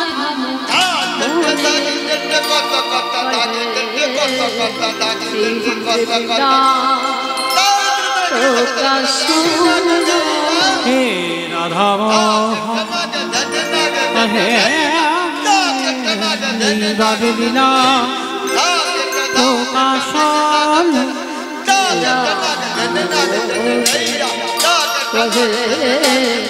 এইবার প্রকাশ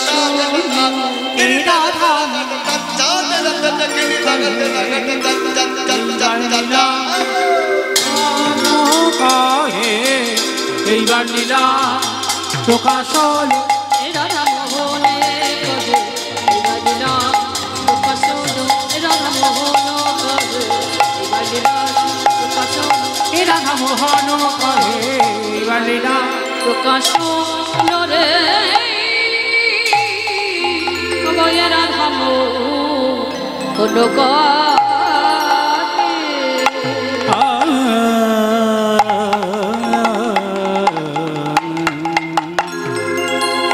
শ্রীকৃষ্ণে যাতে কো খেলা সর্বোত্তম নরলীলা নরগোপ তাহারে স্বরূপ গোপবেশা নবনিত্য কৈশোর নটবার নরলীলা হয় তাহারে অনুরূপ।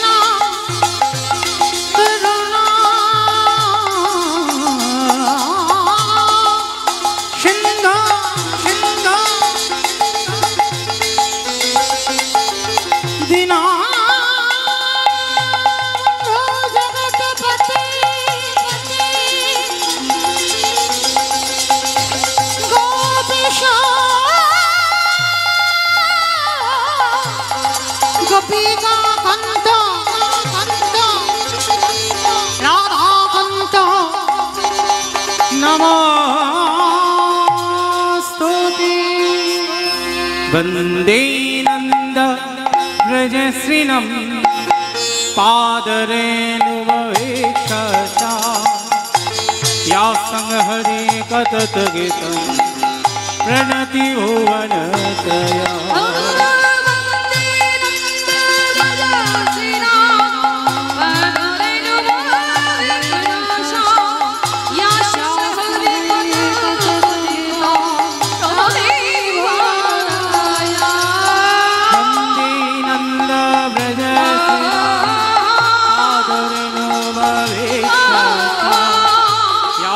हरि कतत प्रणति भुवनतया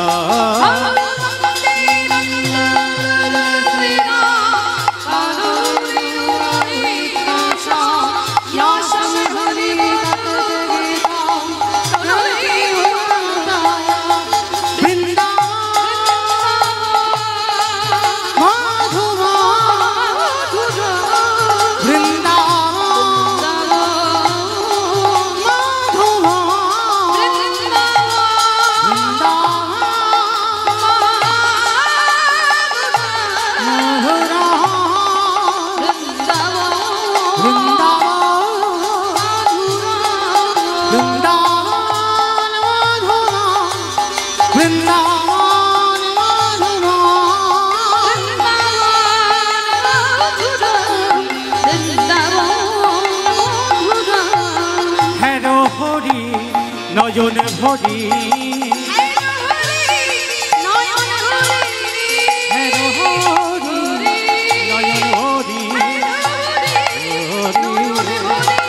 গোপী বল্লভ রাধা মাধব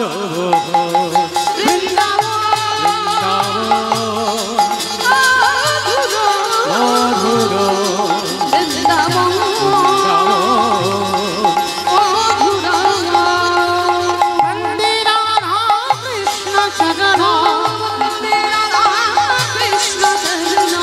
वन्दे राधा कृष्ण चरण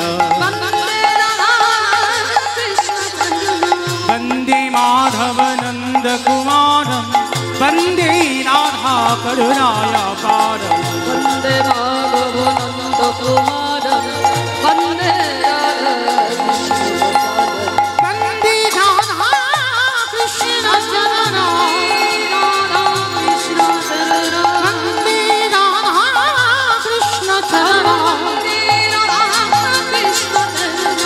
परमानंद कयति स्वयं ललिता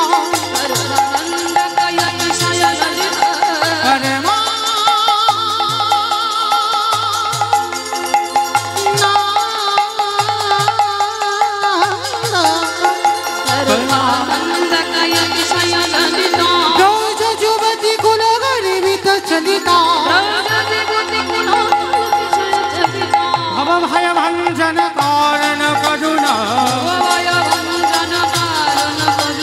भव भय भंजन कारण करुणा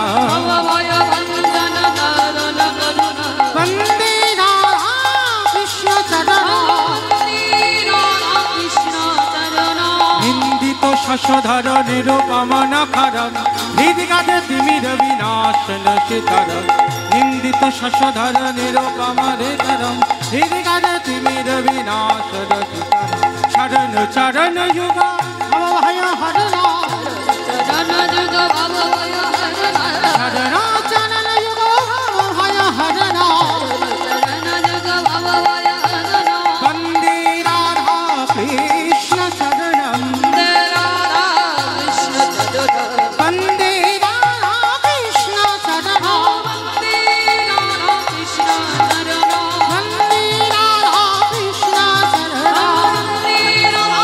कृष्ण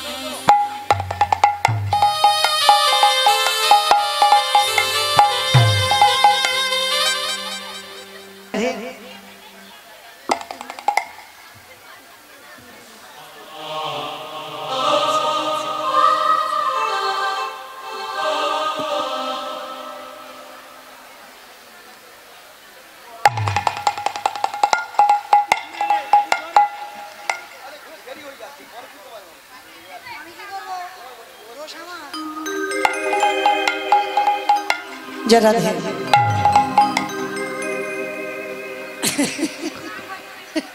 শেষ হচ্ছে না। হরিবল। চলো আজকে আমরা সবাই এবার বৃন্দাবন যাব। বৃন্দাবন যেতে গিয়ে একটা ভজন গাইতে গাইতে যাওয়া হোক, কেমন?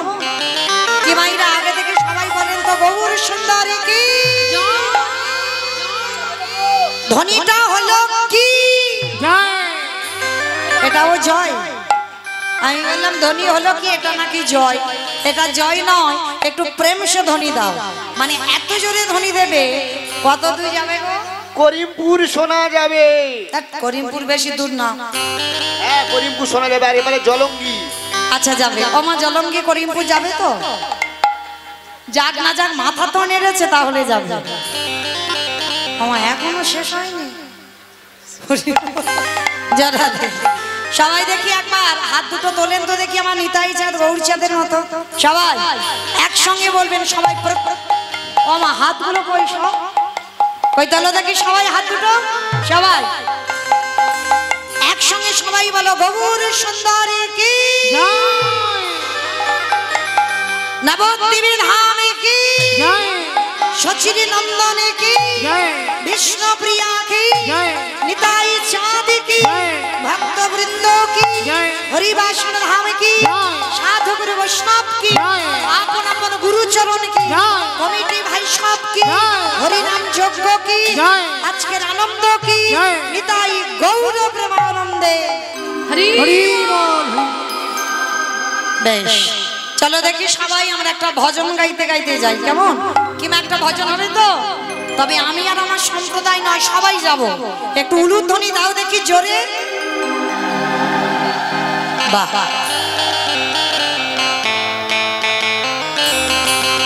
সুরধ্বনির কিনারায় সোনার নুপুরি দিয়া পায় নাচি নগরী গো। উলুধ্বনি উলুধ্বনি। সুন্দর গৌরাঙ্গরায় ওই সুরধ্বনির কিনারা সোনার নুপুর দিয়া পায় নাচে না মরিব সুন্দর গৌরাঙ্গরায়। আরে সুরধ্বনির কিনারায় সোনার নুপুর দিয়া পায় নাচি না গরি গো সুন্দর গৌরাঙ্গরায়। ওই সুরধ্বনির কিনারা সোনার নুপুর দিয়া পায় নাচে না মরিব সুন্দর গৌরাঙ্গরায়। ও নাচে সুন্দর, নাচে সুন্দর, নাচে সুন্দর গৌরাঙ্গরায় না গরি গো সুন্দর গৌরাঙ্গরায়। ওই সুরধ্বনির কিনারা সোনার নুপুর দিয়া পায় নাচে না মরিব সুন্দর গৌরাঙ্গরায়।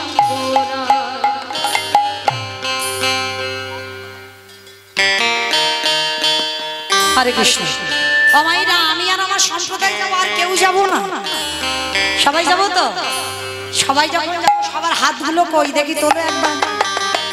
সবাই একসঙ্গে, পিছনে যারা আছেন সবাই একসঙ্গে তালে তালে করো, তালি দেবেন, কেমন? সুন্দর কপালে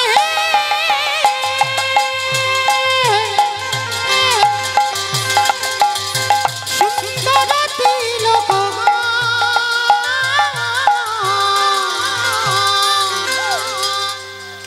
বন্ধ করো না। যারা ধেমাইরা, এই যে যে ভাইরা ইউটিউব করছো, তোমাদের বলছি এইবার একটু ওদেরকে ভালো করে দেখাবে, সমস্ত ভক্তবৃন্দকে, কেমন? কারণ অনেকক্ষণ আমাকে একা দেখিয়েছো, কারণ আমার সঙ্গে বাবা এরা তো দুদিন পরে মোবাইলে দেবে, সবাই ঘরে বসে বসে দেখতে পাবে আপনাদের এই গ্রামের কীর্তন। তাহলে ওদের জন্য যখন সব সময়ের জন্য দেখা যাবে, তখন বোঝা যাবে কার হাত উঠেছিল আর কার ওঠেনি, কেমন? তোমরা ক্যামেরাগুলো সব ঘুরিয়ে দাও ওইদিকে, সবাই তোলে দেখি হাত, সবাই প্রত্যেকে একসঙ্গে তালে তালে করো তালি। সুন্দর কপালে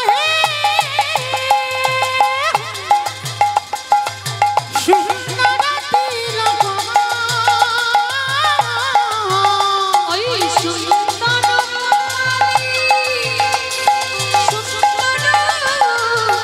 তিলক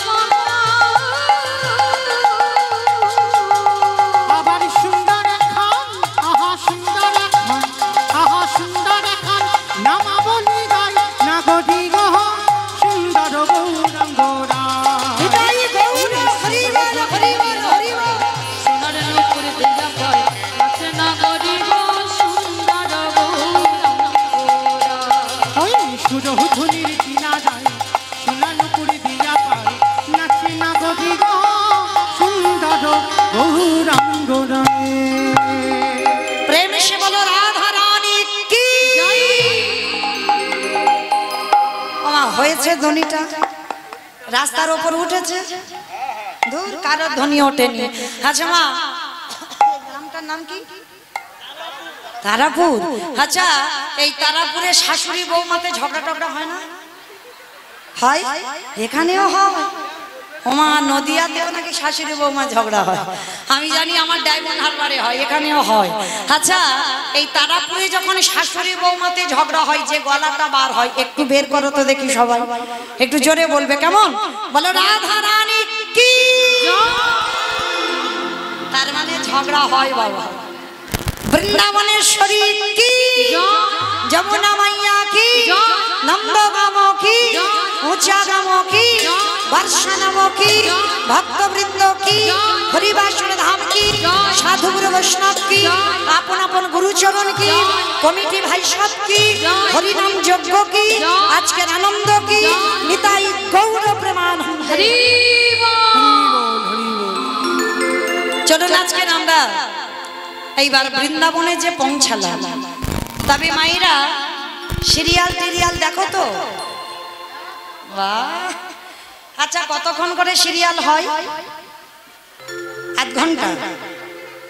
ঘন্টা হয় কতক্ষণ হয় হ্যাঁ 15 মিনিট বা 20 মিনিট এরকম আর 15 মিনিট কি হয় অ্যাডভার্টাইজ হয় ঠিক তদ্রুপ এই কথাটা বলার একটাই কারণ এই যে এতক্ষণ আমি কীর্তন গাইছি 15 মিনিট একটু অ্যাডভার্টাইজ নেব কেমন কারণ হয়তো শুনতে ভালো লাগে না কিন্তু বাবা অ্যাডভার্টাইজ গুলো দেখতে হয় সিরিয়ালটা খুব জমে গেল দুম করে এমন একটা অ্যাডভার্টাইজ দিল বাবা ভালো লাগছে না কিন্তু বসে থাকতে হবে কেন ওই কোম্পানিগুলো তো সিরিয়ালটা চালাচ্ছে তাই না ভালো না লাগলেও বসে থাকতে হবে ঠিক তদ্রুপ এই যে বাবা এতক্ষণ কীর্তন হলো যে কমিটি দাদা ভাইরা এত পরিশ্রম করে এত সুন্দর হরিবাসরটা সাজিয়েছে তাদের জন্য একটু আপনাদের কাছে আমার বিনীত নিবেদন ভালো না লাগলেও বলেছি শুনতে হবে কেমন 15টা মিনিট একটু সময় দিতে হবে তো আপনি প্রথমেই হরিবাসরে দাঁড়িয়ে বলেছি অনেক কষ্ট করে অনেক মাধুকরী করে এই হরিনামের যজ্ঞটা তৈরি করেছেন আমার কমিটি দাদা ভাইরা তার জন্য আপনাদের মতো ভক্ত চরণে আমার একটা নিবেদন আছে আমার কমিটি দাদা ভাইদের হয়ে আপনাদের চরণে আমি একটু ভিক্ষার পাত্র নিয়ে দাঁড়িয়েছি একটু ভিক্ষার আঁচল নিয়ে দাঁড়িয়েছি যার যেমন সামর্থ্য যার যেমন ক্ষমতা আছে আপনারা একটু আমার ভিক্ষার আঁচলে একটু ভিক্ষা দিয়ে যাবেন যারা পিন্টু এসেছে বাবা নরসিংহপুর থেকে ও প্রত্যেক আসরে কিছু না কিছু দেয় 20 টাকা একটু লজেন্স আমার গোবিন্দ সেবার জন্য একটু দিয়েছেন তো মাইরা অবশ্যই করে যারা যারা বেশি কিছু পারবেন কারণ নিশ্চয়ই বাবা এই পৃথিবীতে টাকা জমাতে গেলে নমিনও রাখতে হয় কিন্তু আমার গৌরহরির ব্যাংকে কেউ যদি 1 টাকা দেয় তার জন্য কোনো নমিনর দরকার হয় না আমার গৌরহরি শেষের দিনে আপনার সামনে অর্জুনের মতো ঢাল হয়ে দাঁড়াবে তো যাই হোক আপনাদের কাছে আমার একটা নিবেদন যার যেমন সামর্থ্য আছে যদি একটু বেশি কিছু পারেন আমার ভিক্ষা না চলে একটু দিয়ে যান আমার গোবিন্দ সেবা ভক্ত সেবার জন্য কি নাম দাদা ভাই তপন মণ্ডল মহাশয় তিনি আমার গোবিন্দ সেবার জন্য হরিনাম যজ্ঞের অনুষ্ঠানে 200 টাকা আজকের গোবিন্দ সেবায় দিয়েছেন আমার রাধারানীর কাছে প্রার্থনা করব আমার রাধারানী যেন ভক্তের সকল মনোবাসনা পূর্ণ করে দেন নিতাই গৌর প্রেমানন্দে হরি বল অমাইরা ধীরে ধীরে আপনাদের কাছে আমি ভিক্ষার আঁচল নিয়ে দাঁড়িয়েছি কি নাম মায়ের নাম বলা নিষেধ মায়ের যাই হোক আমার সঙ্গে সঙ্গে যারা যারা দান করছেন আমার এই ভাইরা যারা যারা ইউটিউব করছে অবশ্যই তো তাকে পৃথিবীর আমার শুধু এই ভারতে নয় ভারতের বাইরে বাংলাদেশের ভক্তরা দেখবে যে আমার ইন্ডিয়ার ভক্তরা গোবিন্দ সেবায় এত কিছু দান করে তো যাই হোক কেউ কেউ একটু আগিয়ে আসেন এক দিদি ভাই 100 টাকা দিয়েছেন আমার প্রভু সেবার জন্য যারা কি নাম বলে কি রঞ্জিত দাস তারাপুর বাড়ি, তিনি 102 টাকা গোবিন্দ সেবার জন্য দিয়েছেন। ও মায়েরা সবেই 100-200 হবে, একটু বেশি বাড়বে না? যদি একটু 500 হয় না, যদি কেউ একজন পারেন, একজন ভক্ত অন্তত এগিয়ে আসেন, আমার রাধারানীর সেবায় অন্তত 500 টাকা একটু দেন। জয় রাধে। কি নাম শোনা? মীনাক্ষী বিশ্বাস। আমার রাধারানী যেন তার সকল মনের বাসনা পূর্ণ করে। 500 টাকা চেয়েছিলাম, মীনাক্ষী 1000 টাকা আমার গোবিন্দ সেবার জন্য দিয়েছেন। মীনাক্ষীর জন্য সবাই একবার কামনা করবেন, নিতাই গৌর প্রেমানন্দে হরি বল। আচ্ছা, কি নাম? নিয়তি প্রামাণিক 100 টাকা দিয়েছেন আমার গোবিন্দ সেবার জন্য। যাই হোক, ভক্তের মনোবাসনা যেন আমার রাধারানী পূর্ণ করে দেন। আমাইরা তাহলে 500 চাইলাম, এখনো কিন্তু 500 আসেনি, 500 বেশি এলো, 1000 এলো।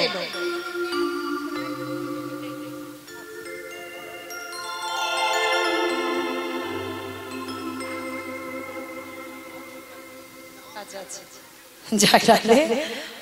আমার মা প্রতিদিন আমাকে মোবাইলে দেখে, বড় টিভিতে দেখে, তাই মনের আশা ছিল আমাকে সামনে থেকে দেখবে, তাই আশা পূর্ণ হয়েছে। এখন কিছু ভালো বেশি আনেনি তো, আবার পরবর্তী দিনে যখন আসবে তো গোবিন্দ সেবার জন্য কিছু দেবেন। প্রেম সে বলো নিতাই গৌর প্রেমানন্দে হরি বল।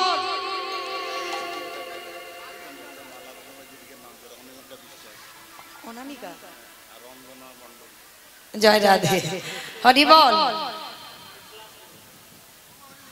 কই অনামিকা দিদি, কিছু দেবেন না গোবিন্দ সেবায়?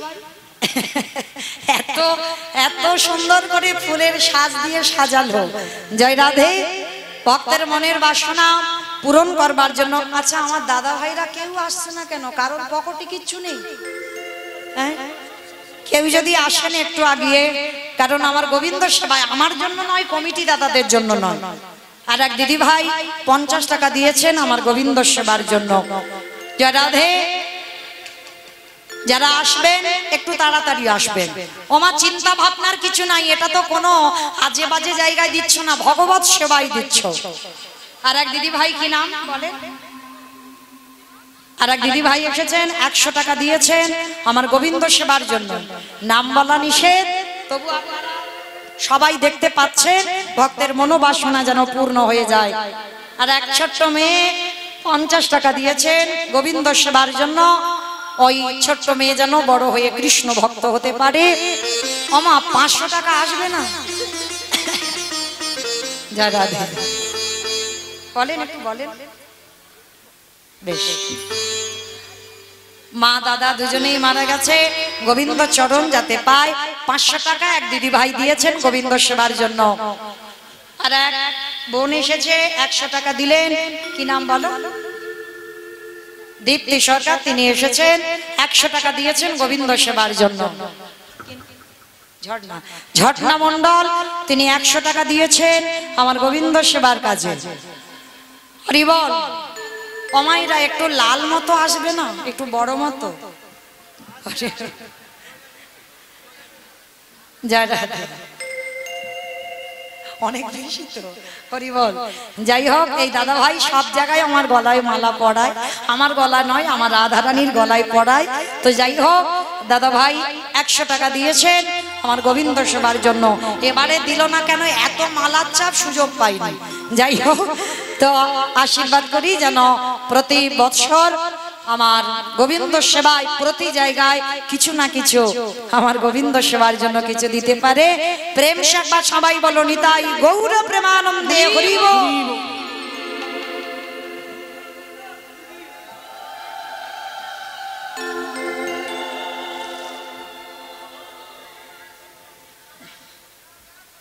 জয় রাধে। আর এক দিদি ভাই, কি নাম? রেখা মন্ডল, তিনি এসেছেন, 100 টাকা দিয়েছেন আমার গোবিন্দ সেবার জন্য। ভক্তের মনোবাসনা যেন আমার রাধারানী পূরণ করে দেন। আর এক দিদি ভাই 70 টাকা দিয়েছেন গোবিন্দ সেবার জন্য। অমাইরা 500 হলো, 100 হলো, 200 হলো। প্রসন্ন মণ্ডল, গোপালপুর বাড়ি, তিনি 200 টাকা গোবিন্দ সেবার জন্য দিয়েছেন। আর এক দাদা ভাই, কি নাম? সুশান্ত দাদা ভাই, তিনি 50 টাকা দিয়েছেন গোবিন্দ সেবার জন্য। অমাইরা 100 হলো, 200 হলো, 500 হলো, 1000 হলো, আর 1500 হবে না হলে আর বলবো না, কান মুলে বলছি, মা কালীর দিব্যি। 1500 হলে আর বলবো না, সত্যি বলছি।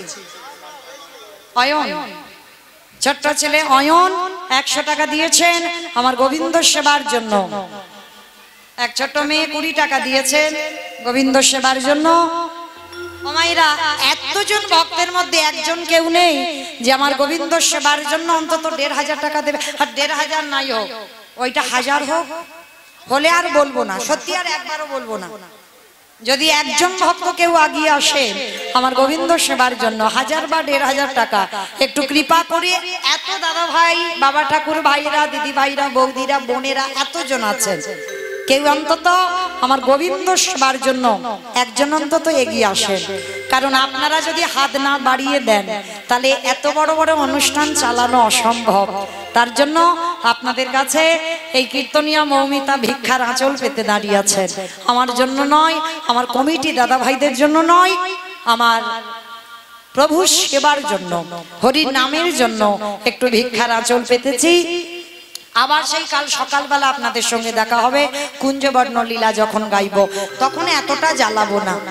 এখন একটু যদি কৃপা করে কেউ পারে 1000 টাকা বা 1500 টাকা, এই আশা পূর্ণ হলে আমি 9টা পর্যন্ত আছি। 9টার মধ্যে একজন ভক্ত অন্তত আসবেন 1000 টাকা আমার গোবিন্দ সেবার জন্য দিতে। কেমন? এইটা মনের বড় ইচ্ছা, আমার ইচ্ছা নয়, আমার রাধারানীর ইচ্ছা। কারণ আমার বিশ্বাস এই উত্তর গোষ্ঠ লীলাতে আমার রাধারানী তার মনের বাসনা পূরণ করবেই করবে। কারণ এই অষ্টকালী লীলা চলাকালীন যদি কোনো ভক্ত একবার মনে প্রাণে আমার রাধারানীর কাছে কিছু চায়, আমার রাধারানী ভক্তের আশা পূর্ণ করে দেন। আর যারা যারা আসতে পারবেন না তাদের জন্য আমার কমিটি দাদা ভাইরা যাবেন, প্রত্যেকের কাছে যাবেন, যার যেমন সামর্থ্য, ওইটা একটু চালাও না, যার যেমন সামর্থ্য, যার যেমন ক্ষমতা আপনারা তাদেরকে দেবেন, আঁচল ভরিয়ে দেবেন, যার যেমন সামর্থ্য আছে। আমার দাদা ভাইরা প্রত্যেকে আপনাদের কাছে যাবেন, প্রত্যেকে আপনাদের কাছে যাচ্ছে। আপনারা যেমন পারবেন তেমন আমার দাদা ভাইদেরকে একটু দান করবেন। আর যদি কেউ পারেন, আমি 9টা পর্যন্ত আছি। কি নাম বলো?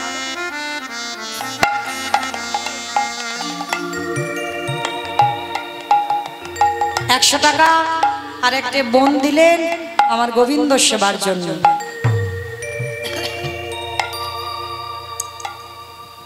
যারা রাধে, আর যারা আসতে পারছেন না তাদের কাছে আমার এই ছোট্ট বোনেরা যাচ্ছে, সবাই কিছু না কিছু অন্তত দেবেন বাবা। কারণ এই উত্তর গোষ্ঠ লীলাটা যেমন তেমন লীলা নয়, এই লীলা প্রত্যেকের জীবনে একদিন আসবে। আমাদেরও সবাই উত্তর গোষ্ঠে ফিরতে হবে। হরি বল। আমার দাদা ভাই যাচ্ছে, যার যেমন সামর্থ্য আপনারা দেবেন। আর আমি 9টা পর্যন্ত দাঁড়িয়ে আছি আপনাদের জন্য, শুধু একটাই আশা নিয়ে, যদি কেউ পারে আসেন, আসেন, আসেন আমার কাছে আসেন।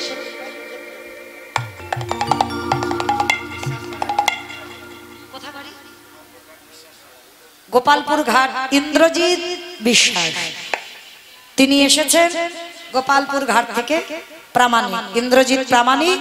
তিনি 500 টাকা আমার ভগবত সেবায় আমার রাধারানীর চরণে দিয়ে গেলেন।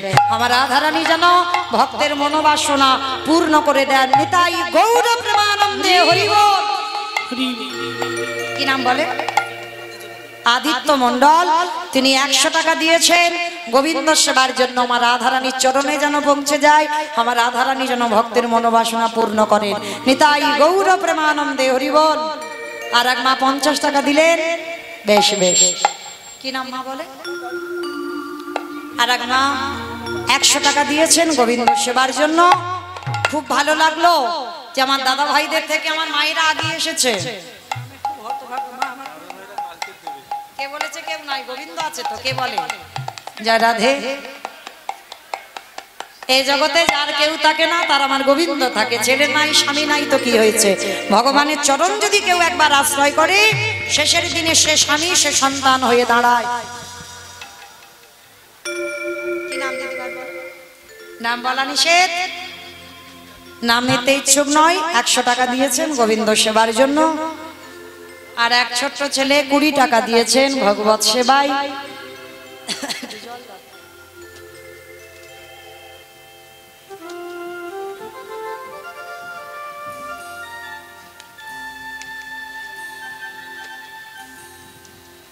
আর এক ছোট ছেলে 40 টাকা দিয়েছেন ভগবত সেবার জন্য।